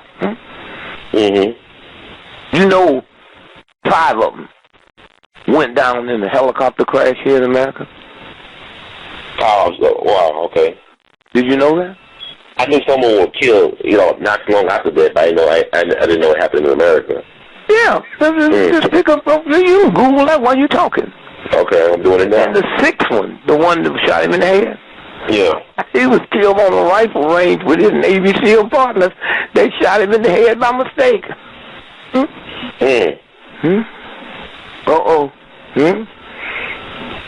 heard about the one in Afghanistan, like 22 from SEAL Team 6 got killed in Afghanistan. Yeah, well, you know. There was one in America, too? I didn't hear about the one in America. The 5, the Navy, the main ones, the 5. What else is it you haven't heard of? That's true. There's a lot of things out here. You know? Yes, sir. You heard about the Boston Olympic bombers, right? Yes, sir. But you didn't hear... Okay, Boston Marathon bombers. You talking about the Boston Marathon bombers, the brothers? Yeah, but you didn't hear that the United States government shut the nuclear plant down in Plymouth, Massachusetts on Saturday. The race wasn't until Monday. Oh, wow, they told you. Wow. Yes, sir. Okay. You didn't hear that whole family was CIA, did you? They just didn't know they was going to be double-crossed. I knew his uncle was married to a CIA spook's daughter. I knew that, but I didn't know that the whole family was CIA. And that's the one that's in business, in the oil business with Clinton. Don't tell me about Clinton. I saw that Mena, Arkansas documentary recently. So when you were talking about, what's the point, Brother Gregory? Why should we know all this stuff? It's making people's head hurt. I didn't hear you. Why should we know all this stuff? This stuff is very depressing for a lot of people. Oh, man, you got stuff going in your house you don't talk about. Come on now. That's right. We so pure and they so good. You married, man? No, sir. You ever been married? No, I haven't been married. That's it. No. Oh, you haven't? Yes, sir. You got some partners that's married? Yes, sir. Have they ever beat their wife up? They won't tell me. Okay, that's what I'm saying. She put double pancake on. I'm not laughing at domestic violence, but I see your point. No, I'm saying we got stuff going in our house. Yes, sir. We got sex things we do. We don't share it with our friends, our bosom friends. Huh? Yes, sir. Like, why you worried about an evil government not telling you something and then covering up? Now, let's go back and look at Boston for a minute, right? Yes, sir. They sent in 2 top FBI agents, huh, to take over that investigation. Okay, so that meant the state police, the local police, the sheriff, all of them, before you can say anything, you got to filter through these 2 agents, huh? So, one day, soon, Google, the 2 top FBI agents that handled that, they was killed in Virginia. Yes, sir. They was doing helicopter rescue training and fell out the helicopter. Yes, sir. I heard about that. I said, oh, my God, if anything happened to me, my wife tell them don't call the FBI. Yes. Now, you heard about that, right? Yes, I heard about that. Yes. Did you put the pieces together? I mean, it's always an inside job, it sounds like. It's always an inside job. Okay. Now, watch this. What was the guy who did the article on General McChrystal? Oh, Michael Hastings. Yeah, tell us about Michael Hastings. Now, you know, about 3 weeks ago, they killed him. Yes, sir. I think it was back in June, yeah. In June, here in California, in L.A., yes, sir. So, you know how they killed him? They blew up his car, his Mercedes. With what? I don't know. What did, I mean, I know... A drone. Oh, he used a drone. So you said he actually used a drone on Michael Hastings. Yeah. And then the president said, trust America. He mean that because he don't know what they're doing. Oh, my God. Oh, my God, man. You make it sound like... You make Obama sound like Calvin Coolidge. Well, most of the presidents is like that. Jesus Christ. Okay. And so, when you stop now and go back to Tavon, just simple stuff should be answered, huh? Simple stuff.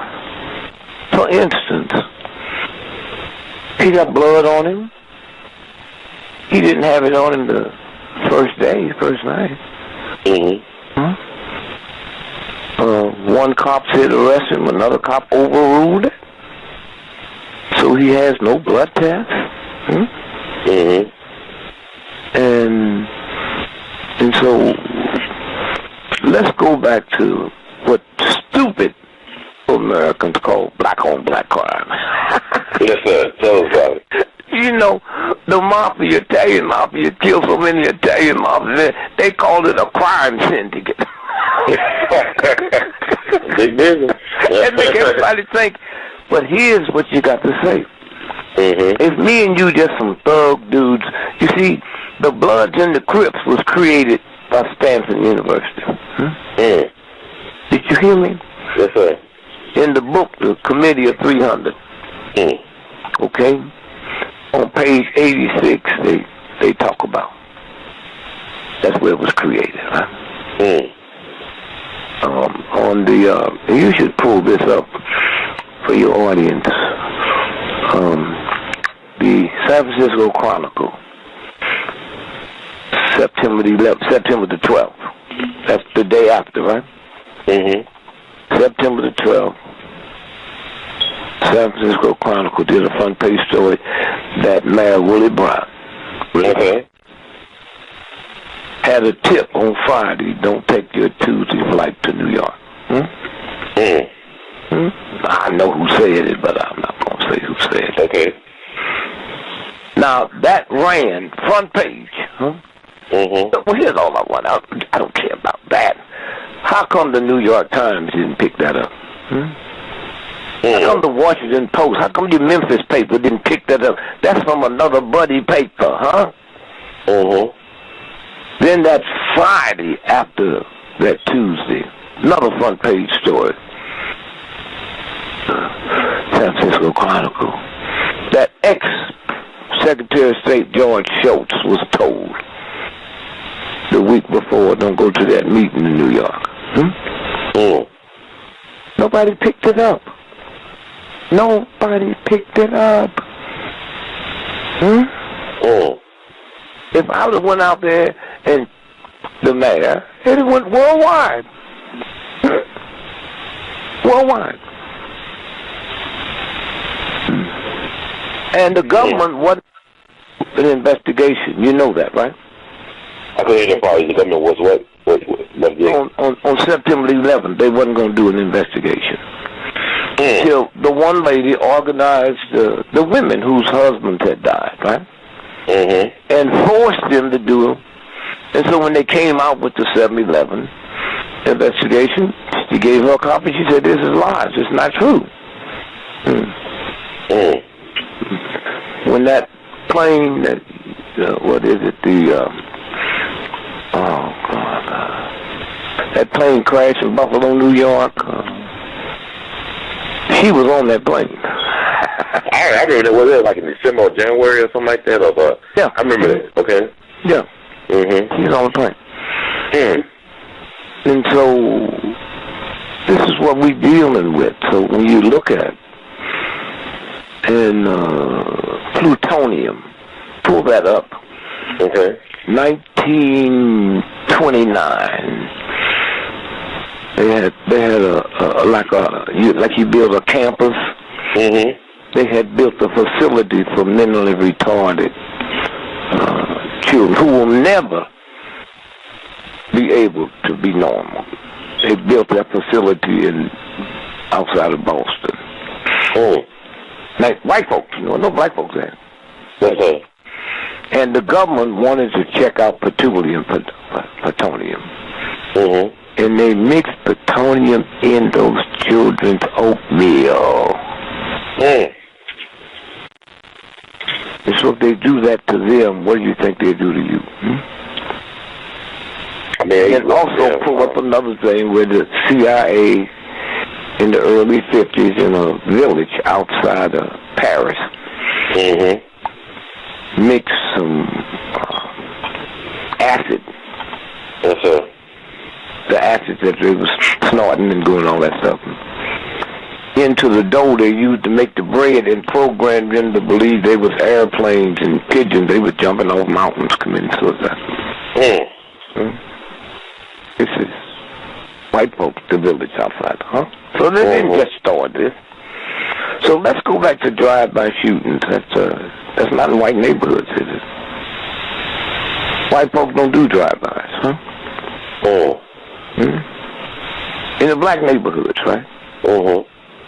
Now, when did these thugs get so much ethics that when they come by and shoot, they don't shoot women? Did you hear me? Yes, sir. 99.9% are men. So what is it in my body that the government needs? And most of those shots are headshots. Yes, sir. Do you know if you driving home today and you drink a Coke and you try to throw it out the window while you drive it, you can't do that? I'm not talking about drop it, I mean throw it out the window. So how in the hell you gonna drive in a car and shoot me the way your hand is shaking and hit me in the head? See, the Chinese, when they executed it, they put a little target around your heart and they would shoot the target. Now all executions is shot in the head, and they harvest everything below your neck. Them organs they harvest. So when you look at a drive-by, if you see that don't need no education, no school, no job, no nothing, everything they harvest is worth $250,000 per. Oh wow! Now let's say I'm your son, you my father, right? If I'm walking across the street and get hit by a car, and they tell you can go to the morgue, you and mom, and identify me, right? If I'm a drive-by, you have no jurisdiction over that body. That becomes property of the coroner. And not until they do with the investigation do they release it. And so nobody ever dawned on it. Did they take the organs out? Wow, did they? So you go to the funeral and now they bury it, and if you thought about it and somebody came and told you, you can't exhume the body, you got to get a federal court order for that. But we buy this as black folks. We've been having babies long before any white folks was on this planet. And I don't realize that that didn't come out of my belly. The shooter, all these shooters, and we call it black on black crime, and black folk go along with it. If we all went to China tonight, who you say killing Chinese in China? Chinese. If we go to Italy, who you say killing Italians in Italy? Italians. And if 98% of all white folks that was murdered last year was killed by white folks, how come they're not talking about white on white crime, but we are? You kill where you live. And then once I can embarrass you, I remember when I was a little boy, we didn't have the type of news we have now, right? That's right. They said so-and-so walked into the so-and-so subway station and killed 12 people, and not hear black folks say, I hope it wasn't a Negro. Oh, Mama, you didn't say you hope it didn't happen. If you say you hope it wasn't a Negro, then who do you hope it was? A Jew, an Italian, an Irish Catholic? What is this craziness? That's what happened when you become ashamed that you let somebody reduce you below the dignity that God gave you. And you start becoming ashamed for the whole group. Shame. For the whole group. But if my grandmother heard two drunken black men went into the First National Bank, and then on the way out, they stuck up this welfare mother that was going to get her check cash. Oh, black folks would be embarrassed. But if they said two well-dressed, Harvard-looking Negroes went into the First National Bank, killed 22 people, and pulled off the biggest bank robbery in the history of the planet. $4 billion. You know what I mean? Black folks be high-fiving. Yeah. In the universal eyes of God, how is there a good crime and a bad crime? And when they can reduce you down to that crime, it's good. That don't embarrass us. This one do. And so when you have this type of thing going on inside of you, and you not knowing it's there, Yes, sir. then it becomes difficult to deal with. And so what they did with these children, they took about 100 of them in college, but they were from the same income group, black, Hispanic, Asian, white folks, black folks, all of them A students. And they said, look, we got a problem with it. We got about $300,000 we overlooked. And we called in and they said, no, you don't have to send it back, just create some tests and just as long as you use it. So they said, so here's what we did, we messed up, so we want y'all to take a test today. You ain't no hurry, it don't count for nothing. All of them made A's. Then they did the same test to another group, but the same income, same straight A's, and they said, oh, we really messed up. We need you all to take this test here because it got to be turned in 5 days. And it'll count. It'll be with you for the rest of your life. Same test. Same type of people. All the black folks flunked it. Why? Because I've been told I got to be twice as smart as white folks. So You telling me I'm dumb?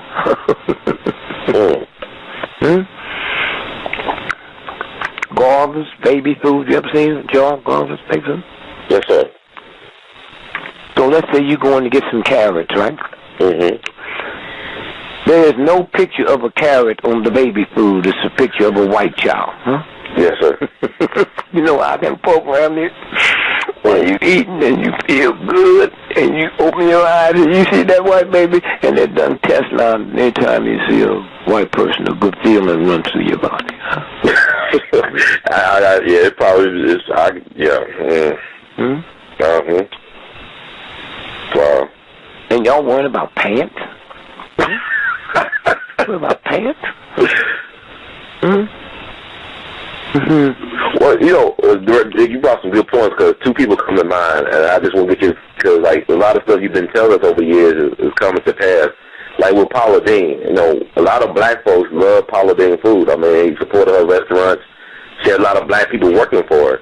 But now all this other stuff come out about what she was doing in the dark, about how she really thought about darkies. I just want to get your take on that, because you said, we get a good feeling when we see white folks. Yeah, well, I mean, shouldn't nobody be shocked about it but white folks. Mm-hmm. Who's in a state of denial. Mm-hmm. Who? I mean, do you know how many Jews would take cocaine, even if it was coming from Germany? Nazis? When you hooked to something, you hooked to something. Yes, sir. And if I can hide it and not let you know who it is, I can tell you stuff you can buy at the grocery store, man, and get it's 3 times more potent than crack, heroin, and cocaine. Yeah. I wouldn't say it because I wouldn't want people to go. Yes, sir. But when I see you, I whisper it in your ear. Yes, sir. At the Safeway, you can go buy it today. And it's legal. It's all FDA approved and everything. It's one of the FDA approved things that make you sick. They approve food that make you sick and medicine that makes you sicker. Yeah. So, I mean, why should we trust them? Why are we trusting the FDA or anybody that approves these Because they told you to trust them. You wouldn't trust them if it was a welfare mother telling you that. Yes, See, here's the way it works.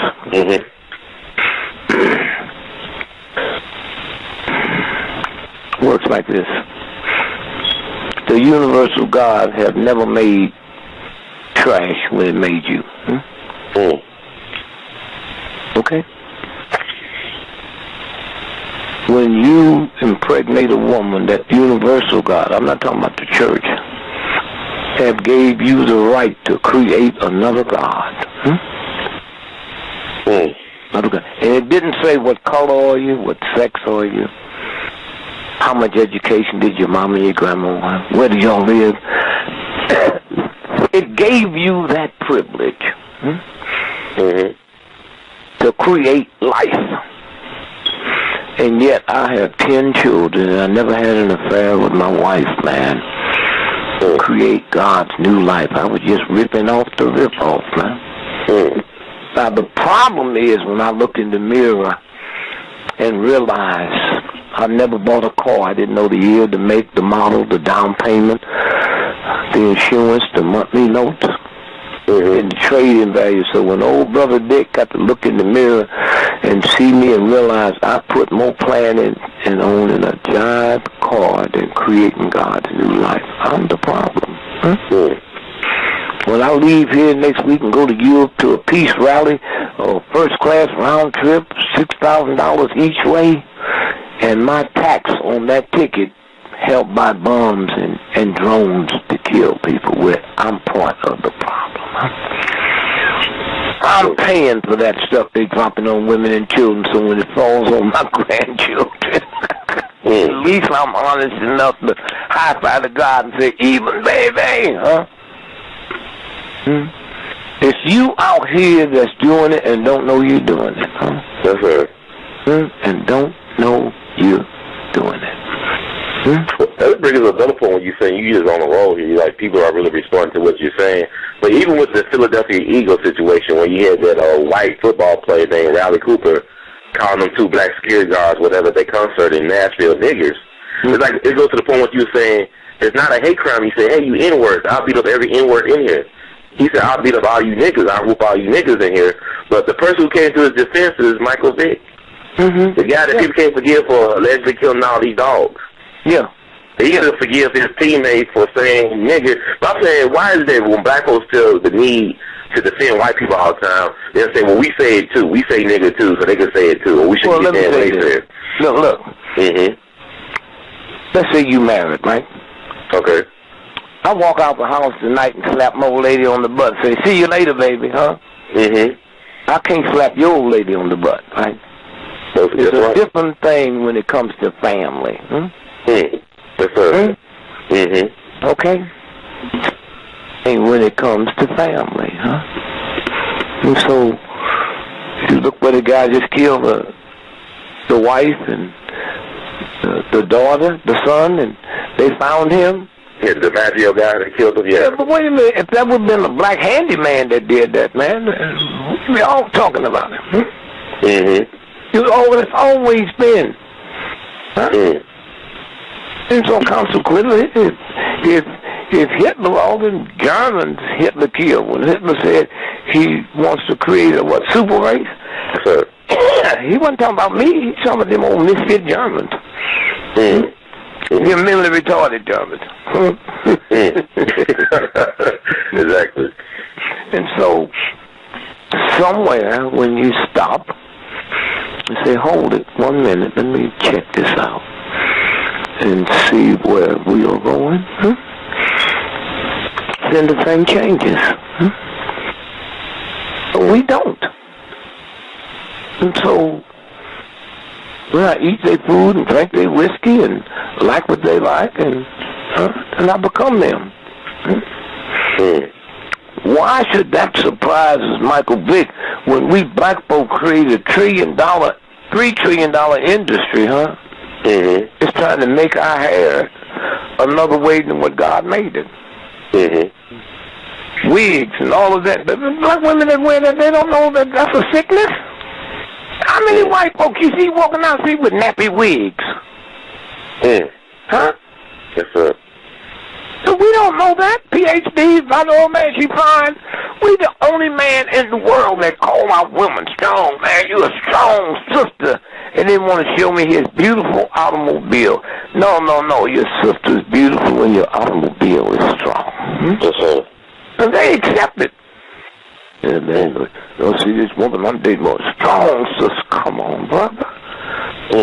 And then you sister let us say the problem in the black community, ain't no black man at home. We not home when we home. Hitler had a mother and father at home. Yes, sir. Prince Charles had a mother and father at home. Okay, and you can't produce no more ignorant, drug-addicted children than what the Queen produced. Even Jeffrey Dahmer had a mom and pop at home. Sure. And so it goes to, you feed me this long enough, I react to it. You know how many alcoholics can't be cured because they're in a state of denial? Do you know when you walked out your house this morning and when you walk back in tonight, everything you paid to get home, white folk could have stopped it. Ain't a black person in Memphis can decide that stop sign ain't gonna be there. Ain't nobody, no black person gonna decide that your home, you can't have it no more. White folk call it eminent domain. Huh? Yes, sir. Huh? They can change the airport and say we're gonna move the airport. You can't. Most of the stuff you got in the refrigerator, white folk put there. I'm not talking about these little ignorant. I'm talking about these ones who don't give a damn about you, huh? Yes, sir. And so that's why you got to look at a brother like Stevie Wonder and say, thank you, my brother. When you said you're not working Florida or no state that has stand your ground. Stevie Wonder makes so much money, this income tax on his gig is over $200,000. That's not counting state and county. Huh? And he's willing to give that up.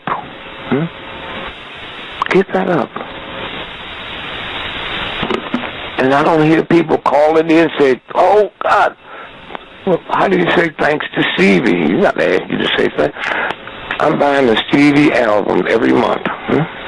To say thank you, baby. Thank you. Brother Gregory, what you say is a great point because I believe Stevie's in the tradition of you and Brother Harry Belafonte, Josephine Baker, and Paul Robeson, so many of our brothers and sisters who have used their artistic abilities to provoke and invoke social justice and change. But I know Harry Belafonte, I know one of your friends was very critical of Jay-Z, the rapper, for not being more minded in terms of his responsibility to... Well, you see, you got to be careful who you mess with. You heard what Jay-Z said, didn't you? I heard what he said. I won't get your take on it. I won't get your take about that. Wait, no. Jay-Z said at least I'm married to a black woman, huh?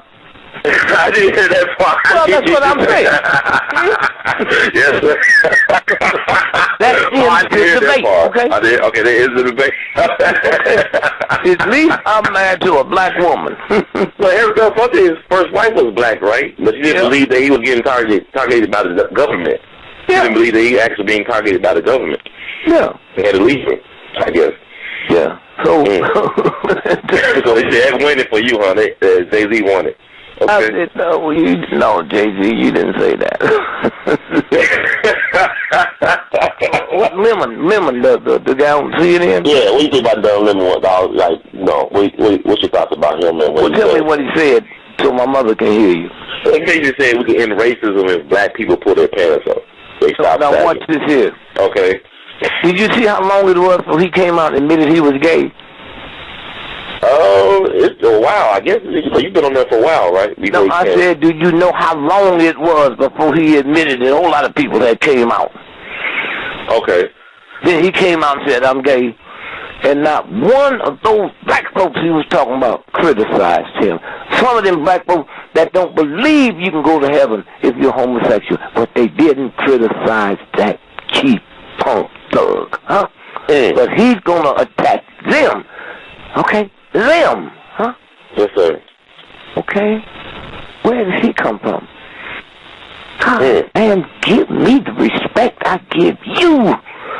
Why nobody holding you saying what white folks want to hear? Okay? But you are gay. Who cares? Who cares? But you're going to come out and talk about boys wearing their pants below their butt. You can go to Russia, Don, and be put in jail for being gay. You can't go to Russia and be put in jail for wearing your pants below your belt. Huh? And so when you stop and think about what they're saying, who should know better? But I didn't hear him saying nothing about the girls with these little bikinis and nothing else. And he ain't supposed to like women. He don't say nothing about them. Right. What would I ask you about this? Are you familiar with the twerking phenomenon that's going on where white girls trying to copy black girls, I guess shaking their behinds? It's like viral. So what do you think about, I guess it's always been around and they always try to copy what we have. Well, wait a minute. I brought in two. I didn't mean to hire two. I asked my researchers, find me the #1 authority on the planet on breast milk. Huh? Yes, sir. And they came back to look, it's two of them at Oxford University. So I said, well, give them $1 million apiece. And they came into Louisiana. Wouldn't you know they'd be men? The world authority on breast milk are men. Wow. So they wanted to know why was I paying them so much to come in. I said, I don't know. Something I'm trying to figure out. Like when a woman is nursing on the right breast, the left breast leaks. They found out that that's not milk that's leaking. That's the universal God. If you smoke or you drink or you taking medicine or you around chemicals, that's what's leaking out that other breast so the baby don't get it, huh? Oh, wow. Wow. Did you hear me? I heard you, yeah, wow. Did you hear me? Yes, sir. And so, let me deviate that for a minute. Where if you had a baby and you was going to feed it baby food, what do you do before you put it in the baby's mouth? You taste it, right? Mm-hmm. So all baby food is made for mother's corrupt taste, not the baby. But taste of sugar or salt or pepper or additives. If mom don't like it, the baby ain't gonna get it. Wow. Now let me get back to it. So the guys was happy, man. They just so fascinated. Why? What do you want to know? I said, I don't know. And this answers your question, right? Mm-hmm. I said, I know one thing, that my mamas and her mama and her mama and her mama and her mama was the nanny for white folks' baby. I'm trying to find out how long can you take titty milk from my mama before you become a Negro. That's what I was trying to find out. Okay? Wow. Okay? Mm-hmm. And I got a call about 15 years ago, and they said, thanks for sharing that. You're right, it's happening now. They playing their music loud, huh? Yes, sir. They want to eat around poor areas, and they don't feel comfortable. This group, they want paper plates and plastic spoons. Okay, they one drop of breast milk, huh? Not one drop of blood. Five PhDs and tattoos from her eyeballs down to her toenail. Okay, so there's research out there that you can find. And to get back to what you said, is when I realized I'm not beautiful, then I look at, see, black folks have been so beat down to say I'm not beautiful, that I got to find somebody I think it's a white woman, so I'm going to look like her, dress like her, walk like her. And while they're looking at me, I've been going to Russia, I guess, 5 years before I took my wife, you know. And so we go there, and we get on the subway. You know, like 30 million people ride the subway every day. And we on the subway, and white folks looking at Lil. And one of them came up and took his finger and touched her face. Oh, wow. Okay. Then another one came up and touched her face. And now, my old lady don't never get mad. She looked at me and she said, how long you going to let them do this to me? I said, let me tell you something, old crazy black woman. When I decided to attack some white folks, it won't be here in Russia where 30 million of them ride the subway. My odds would be a little bit better than that, huh? So shut up and let's get off the subway and go to the hotel and figure it out. It was 5 o'clock in the morning, so I was able to figure it out. I know it wasn't because she black, because I've been going there 5 years and they ain't never touched my face. Black men go all over the world with the military, with athletic teams. Few black folks outside of America has ever seen a black woman. And when they see you as gorgeous as you are. They don't see you as you see yourself. Looking through the mirror, seeing yourself. And so they've never seen a black woman. On the subway, they see this, what is this gorgeous thing here? They don't see a strong sister like we black men want to call you. See, gorgeous, beautiful, That's what it's about. That's why. Finally called her with them. And remember, before that, they didn't see nobody. But what about the fact that the person who's the father of their language, Russian literature, was a black man? Alexander Pushkin. They still wasn't used to black people. Always been. Hey, man. Wait a minute. Always been. It's always been. Serious? Do you know I go to these UFO conferences all over the world? Yes, sir. Mr. Gregory, would you care to speak? I said, no. So we know a lot about you. We know you got a book about UFO. and we know the time they sent for you, and we just want you to say, no.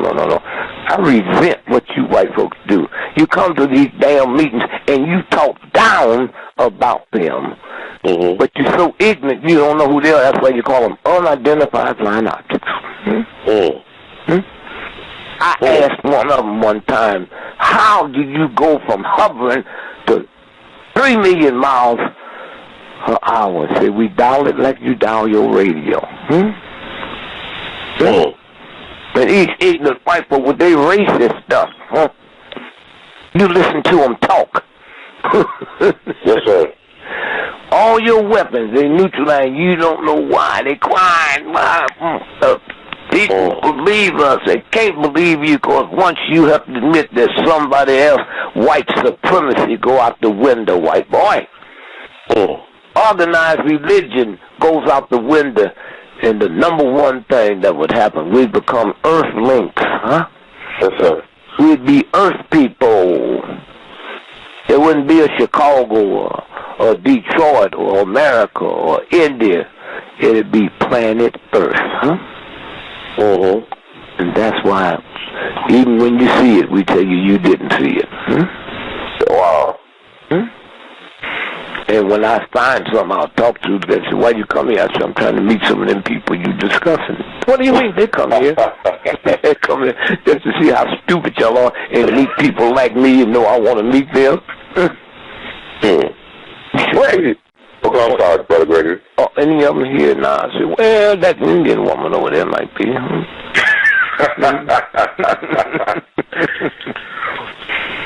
I want to ask you, I don't mean to keep taking my time. I'm very appreciative of your time and what you have done. People are really being motivated and inspired to do their research based on the stuff you just said today. I know somebody said... Wait, before you say that. My mama don't qualify to do research. You got to find somebody you trust. You know how much research costs? Yes, sir. Well, I don't know. You got to find somebody you trust. You got to listen to shows that you trust. Yes, sir. That's how I get mine. Yes, sir. I have the money to do the research, And when I get broke, I can borrow it. Right. It's good to have certain types of friends. I understand. Yes, sir. But I'm saying people who you trust. That's why I send my child to a Catholic school and the priest is ripping them off. Now, pedophile and pedophile priests, a pedophile grabbed one of my children. I didn't send them to him or her. I sent them to that church. And they trusted them because mom trusts them and dad trusts them. And when it happens, they think it was right. And they say, don't tell nobody, this is our secret, Yes, sir. That's a big different thing, man. A big different thing. You know, some people think all gays or pedophile people do boys. No. That's something else. And I sent you to that school or to that church.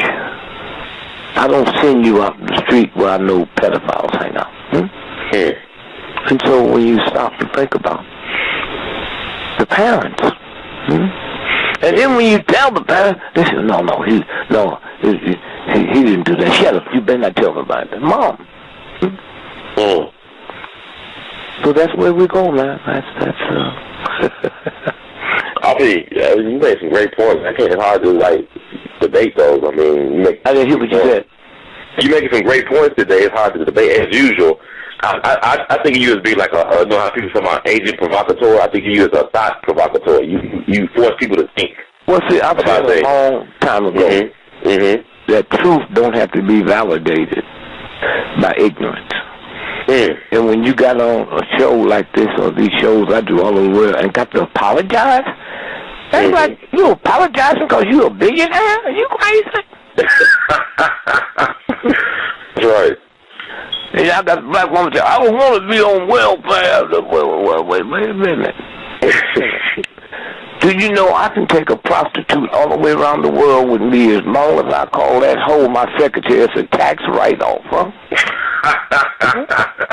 Yes, sir. Tax write-off. I don't want no work. What you got against free money, woman? Man, what you got against free money? I just don't want. Oh, okay. Running across the street to play the lottery. Yes, sir. There you go. You don't want no free money. All these big white boys that open up these companies, free money. They don't put up no money. So anyway, somewhere.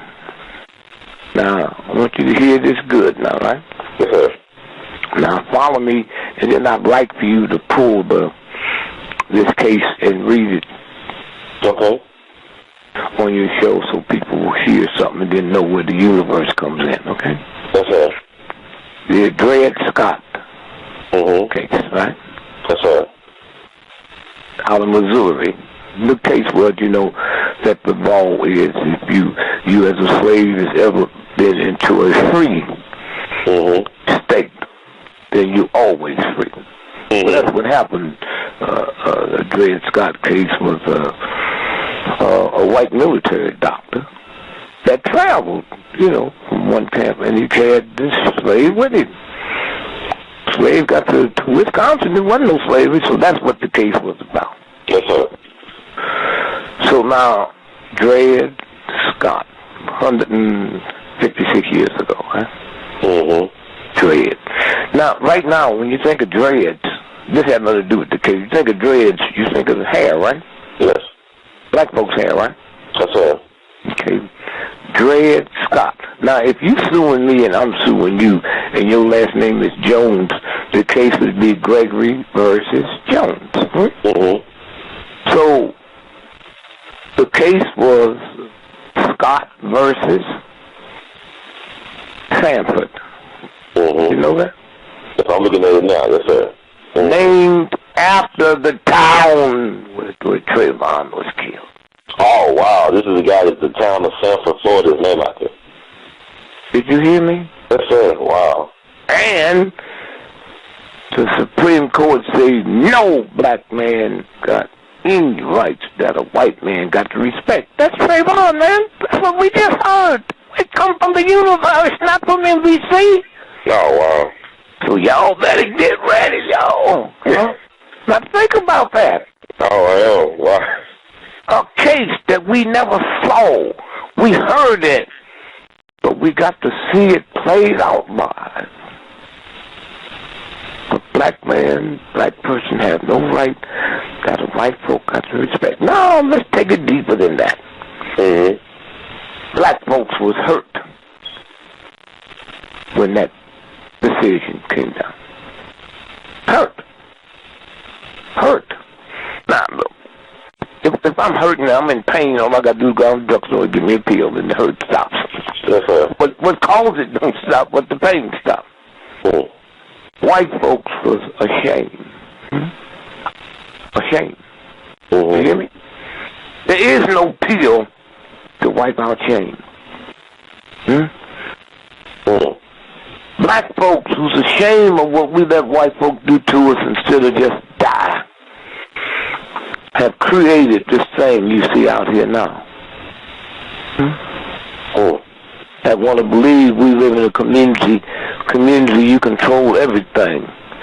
We live in a hood. What's a hood? A hood is something you put over your head when you're trying to hide something. That's right. And so shame goes into the deepest part of your chest where the real God hangs out, right behind the solar plexus. And it stays there so long if you let it. That hurt becomes numbness. When you numb, then it's numb where they're going to take your tooth out, you don't feel nothing. When you numb that part down, you damn right. I become a psychopath and a sociopath. I can kill with no remorse. And with the government and the CIA knowing what's down there, they can give me all kind of chemicals in my food and my soda pop and make that thing rise up, and I don't even know I'm been trained and to do this, Now let's go back again. white folks is ashamed of what happened. That's right. Of what happened. See, when King was killed, ashamed, it was not that deep because they didn't follow that whole. We followed Trayvon. Mm-hmm.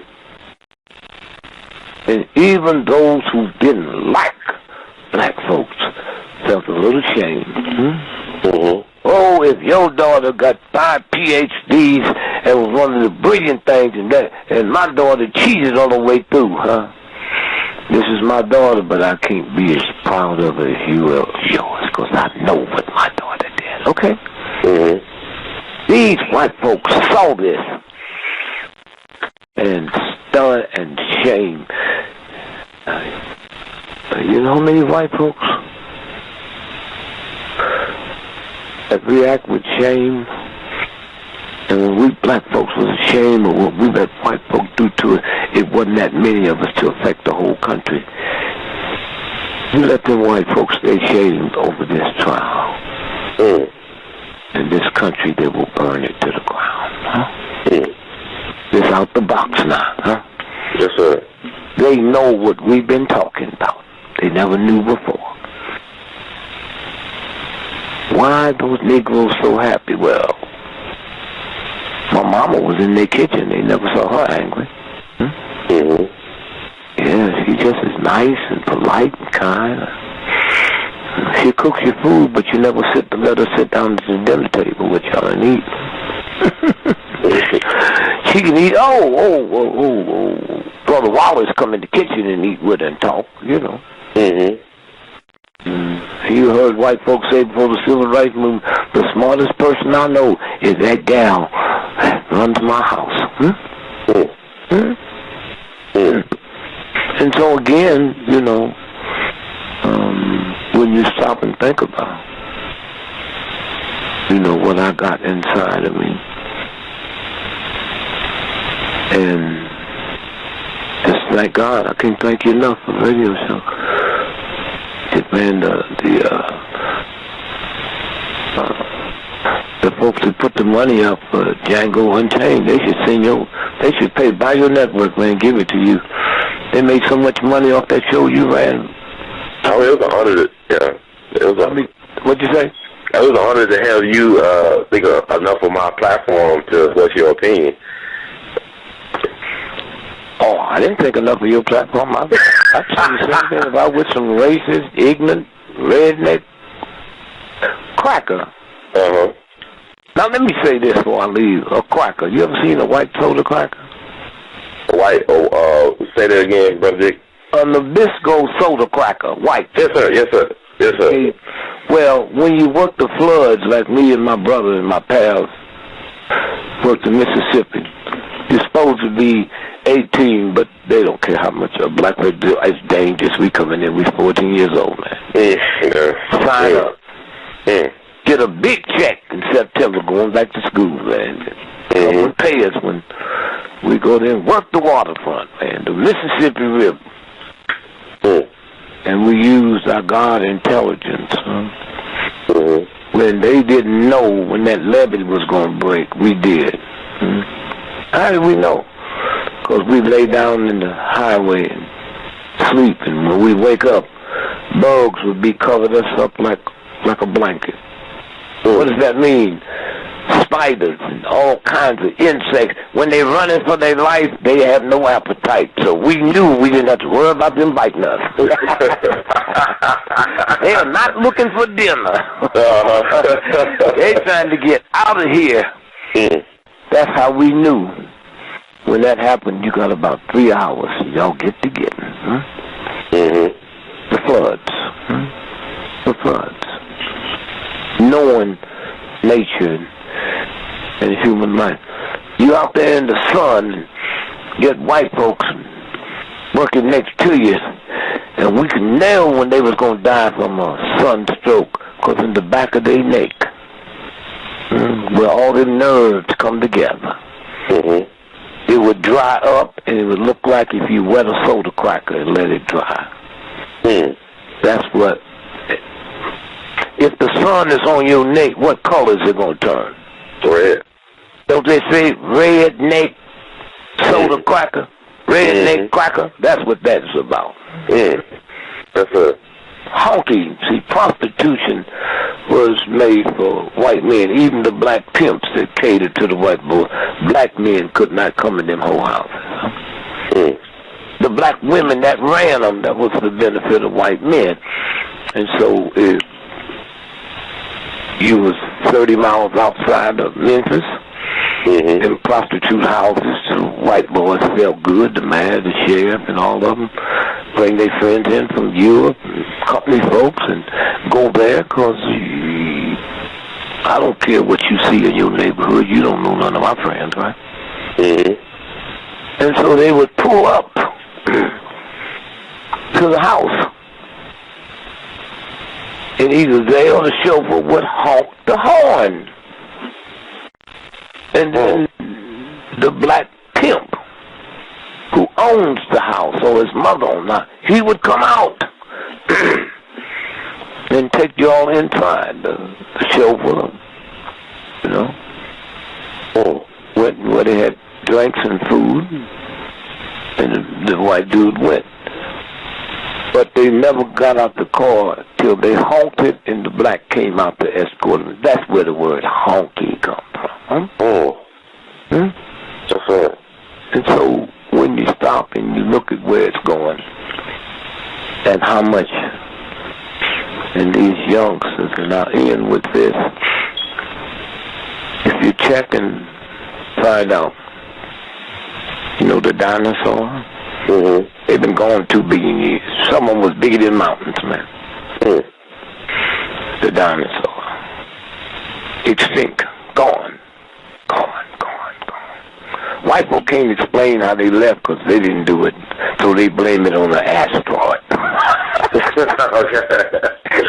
See, when you're in charge, you can blame anything you want that you can't understand. But what they won't tell you is the butterfly and the turtle was here then too. 2 billion years have passed, and the turtle and the butterfly are still here. And the butterfly can fly. What's our symbol? The bald eagle? Yes, sir. Do you know a butterfly can fly all the way across the Atlantic Ocean, fly all the way across the Pacific Ocean, but the bald eagle can't make that trip? Wow. Did you know that? Yes, sir. Is that incredible? There's a butterfly park. There's a book called Chaos. I think you should have one of your researchers get it. And just read the part of the show where the butterflies over in Peking and that butterfly park, they're flapping their wings right now to determine what the weather pattern is going to be like 9 months later in New York City. Oh, wow. Yeah. See, when you latch into the real universe, when you look at a homeless woman or man sitting outside, no education, no money, no place to take a bath, no place to change clothes, eating out of garbage can. If that person prayed for your mother that was in an automobile accident and Queen Elizabeth, who makes $360 million every 24 hours, just interest on her money, if both of them said a prayer, both of them move to the God's ear at the same speed. There's no such thing as a queen's prayer in a homeless person's prayer. It's your ego that makes you look at a person that God made and see less than a human being. Oh, you pay for that. Not by God. God ain't no pit bull. That heart, there is no such thing as a queen's heart or a king's heart. Why? Well, queen's heart. See, the universal God made men and men made kings. The universal God made queens. And made women and men made queens. The difference between a man and a king and a woman and a queen is the way you wrap the gift. I'm dating your sister, man. I want to prove to her I love her. So I stop by Target and get her like $50 worth of gifts, and I I go by Sac Fifth Avenue and pay them to take them labels out, put Sac Fifth Avenue, and gift wrap it. I take, oh, he loves me. No, baby, that gift ain't what you think it is. And so so when y'all walk down the street tomorrow, especially y'all with your children in college and in top jobs, and see a homeless person, when that universal God look at them, they both see the same. They don't see no educated or uneducated. They see two human beings that I created. They don't see a drunk or this or that. If you raided a homeless area today and took their organs, that's worth $250,000 per. You see a homeless person, they see organs. And so if you had $30 billion worth of diamonds and it fell into a pig doo-doo, the diamonds don't lose their value. All you got to do is clean up the pig doo-doo. When I'm out there homeless and can't read and can't write and have no money,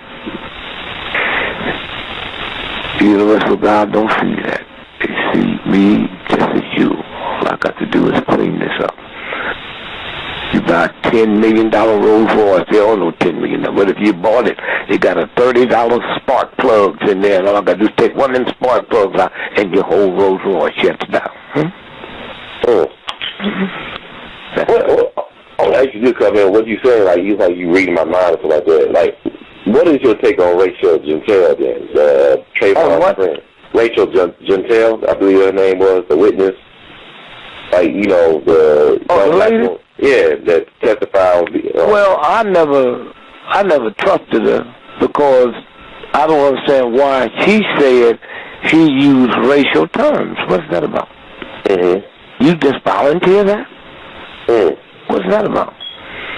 But now, just close your eyes and get a good look at her right now. Yeah? All y'all listening, just close your eyes. See her? And so the other day when that $400 million lottery was won, had she run it, now keep your eyes closed and tell me what you see.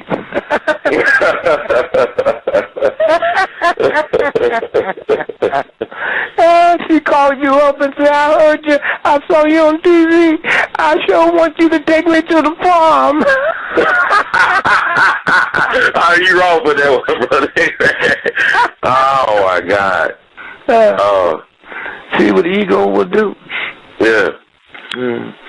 What created you is the same that created Queen Elizabeth. A penis went into a vagina, and out of that penis came 500 million sperms. And they run responsible for you and me and Queen Elizabeth. Is the sperm that outran 500 million sperms. So nobody can tell me I'm special.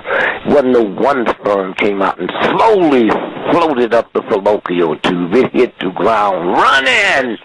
And if I came to Memphis and y'all had 500 million restaurants and you took me to the best one, I know I'm in for a good meal. Yes, sir. That's what it's about. And when a country can reduce you down to believe you ugly, okay, and then you fall for it. Condoleezza Rice put rouge on. As dark as she is, she gonna put some red on her cheeks. If you think they just reserve this filth treatment for Obama, well, what about her?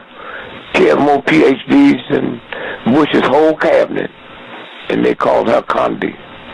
They called her Dr. Right. Henry Kissinger ain't nothing but a thug and a criminal. He talking Dr. Henry Kissinger. Right.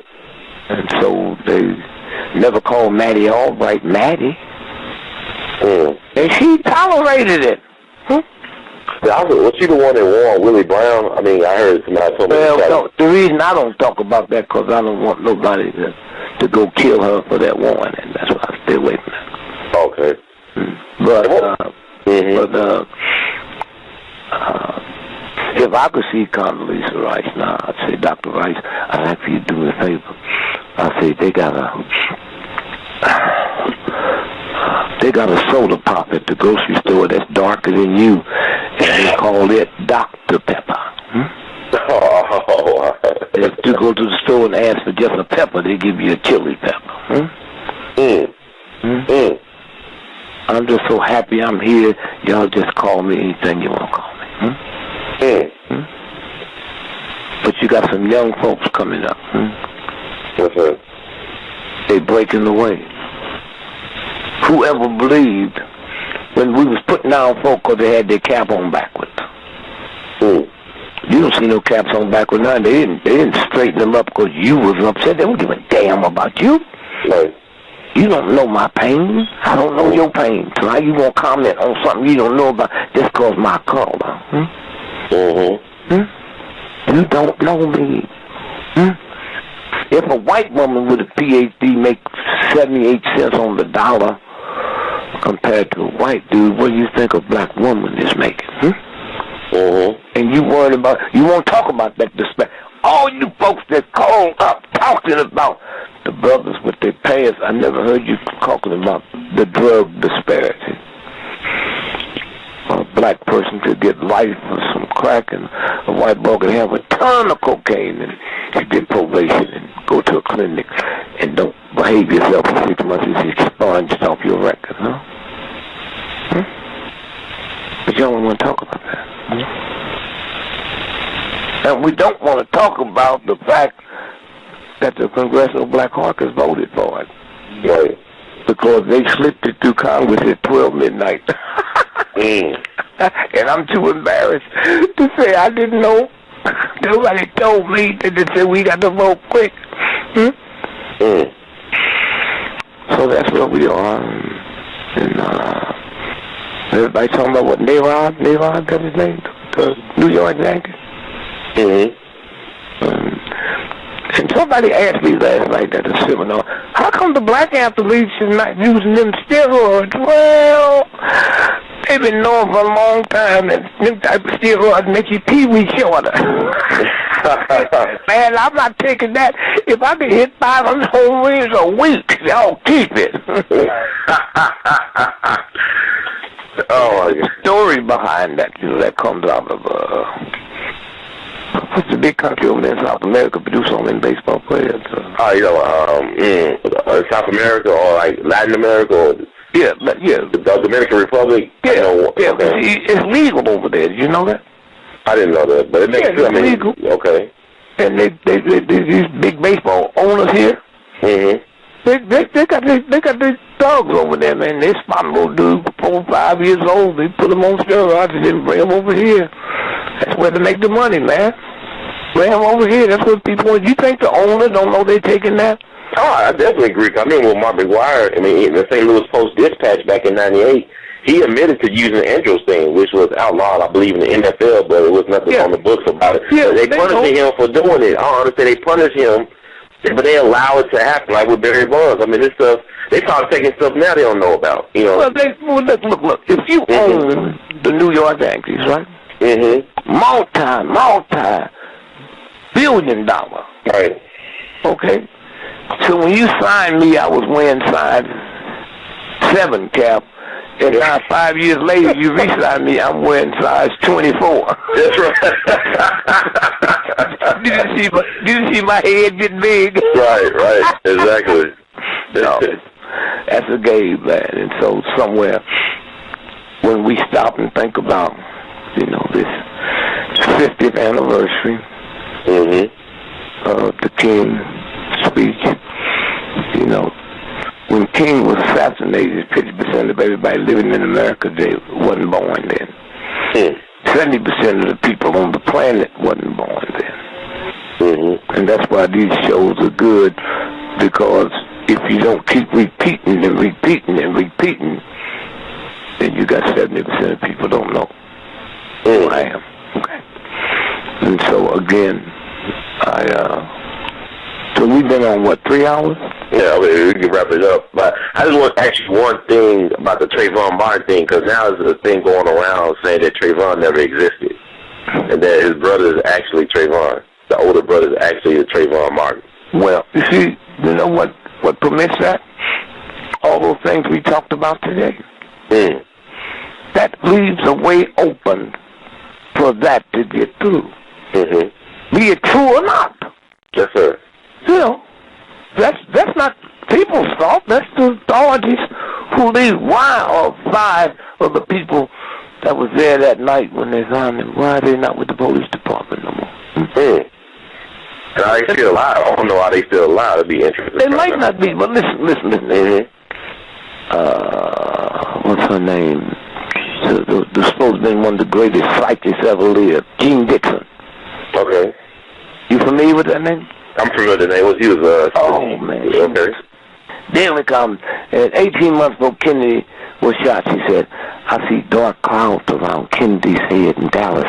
If I was him, I wouldn't go there. 18 months before. Then he gets shot, and then her column runs again. If my mama was alive, she'd think she sit at the right hand of God. No, then the truth comes out, and she's on Hoover's payroll. Hoover would give her heads up on his targets. Oh, wow. Oh, wow. That's another show altogether then. As you already know, you're very familiar with that guy. but here's what I'm going to leave you with. Yes, sir. I didn't know that, if I was coming by your house or you was coming by my house and I had dinner, well, you special, man. So, I tell the folks I go to the butcher shop. Right. You know how crazy you got to be to buy meat at Safeway. I wouldn't buy no meat at no store that sell more bleach than they do chickens. If I go to the butcher shop, that's how they living. They better not sell me something that mess me up. I'm not coming back. So the butcher shop, you're my special friend. Go to the butcher shop and get you these good cuts. Good cuts. And then we're sitting, we're talking. It's fresh, right? You ever heard of ground beef? That's when you make them grind it up in front of you. When McDonald's, who's selling billions of pounds of hamburger meat, you don't know what goes into that. If I'm going to make 500 pounds of ground beef, I can put anything in it, man. Shoes, paper, it swallows it up. You remember when you was a little boy, you eat candy, and sometimes the paper be stuck to the sucker, and you get it in, and you just eat it and then spit the paper out, right? Now, when I go to the butcher shop, I watch them. When I go to Russia, I take people I'm with to the butcher shop, and when they stand in line and get their meat, they got a table that you put it on and open up your package so you can look at your meat and see if it was fresh. So now, fresh, that makes sense, don't it? Fresh steak, fresh ribs, fresh pork chops. Well, when they're dealing with organs, you got to wait in line till they get to your number. No. The older the organ is, the less life it have in it. So if you get a fresh organ, you live 20 years longer than someone who's been one of them stale ones. So when Cheney got his new heart, I said to my wife, while Trayvon was just killed the other day, I wonder what heart is that he got. Oh, my God. Wow. In order to take your heart, don't I put my hand in blood? Is that a blood sacrifice? Yeah, it's a blood sacrifice. Yes, sir. So I'm gonna see if I see change on the basketball court, then I know that's his heart. So everything you have. Now the difference between me and you, there's certain things I will discuss with you off the air. I won't discuss on there because it's too easy for the government to wipe you out. Yes, sir. Did you hear what he said? You're crazy, my brother. Yeah, sure, he's crazy. Yeah, he's crazy. And so, they say God, they say Jesus, God fed the multitudes. Jesus took 5 fish, 2 fish and 5 loaves of bread, man. Yes, sir. Oh, come on. That's magic. Come on, God. I know power. You just, you just say, boom, and open up your hand, and there's a nice apple cobbler. I know the power. What's this stuff about? What is this? You the boss. Trillions of years you've been in charge, even longer than that, and you ain't never made a mistake and put my toenail where my eyelashes should be, or put my eyelashes where my ears should be. Huh? I know who you are. I don't know if you're a man or woman. I assume you both. But this is. And I had a cousin, man. And he read the Bible and lived by his interpretation of it. You know, Mary was 13 years old when she was impregnant with Jesus. Are you aware of that? Oh, that's a while. Okay. Huh? 13 years old? 13. You know how many women was on the planet when the universe of God picked her? Then my cousin said, if God pick a 13-year-old girl and impregnate her, don't tell me I can't chase a 14-year-old girl. Shut up. This is all you ignorant folk talking about. Children having children will say that to God that put that baby in her when she was 13 years old. Y'all crazy?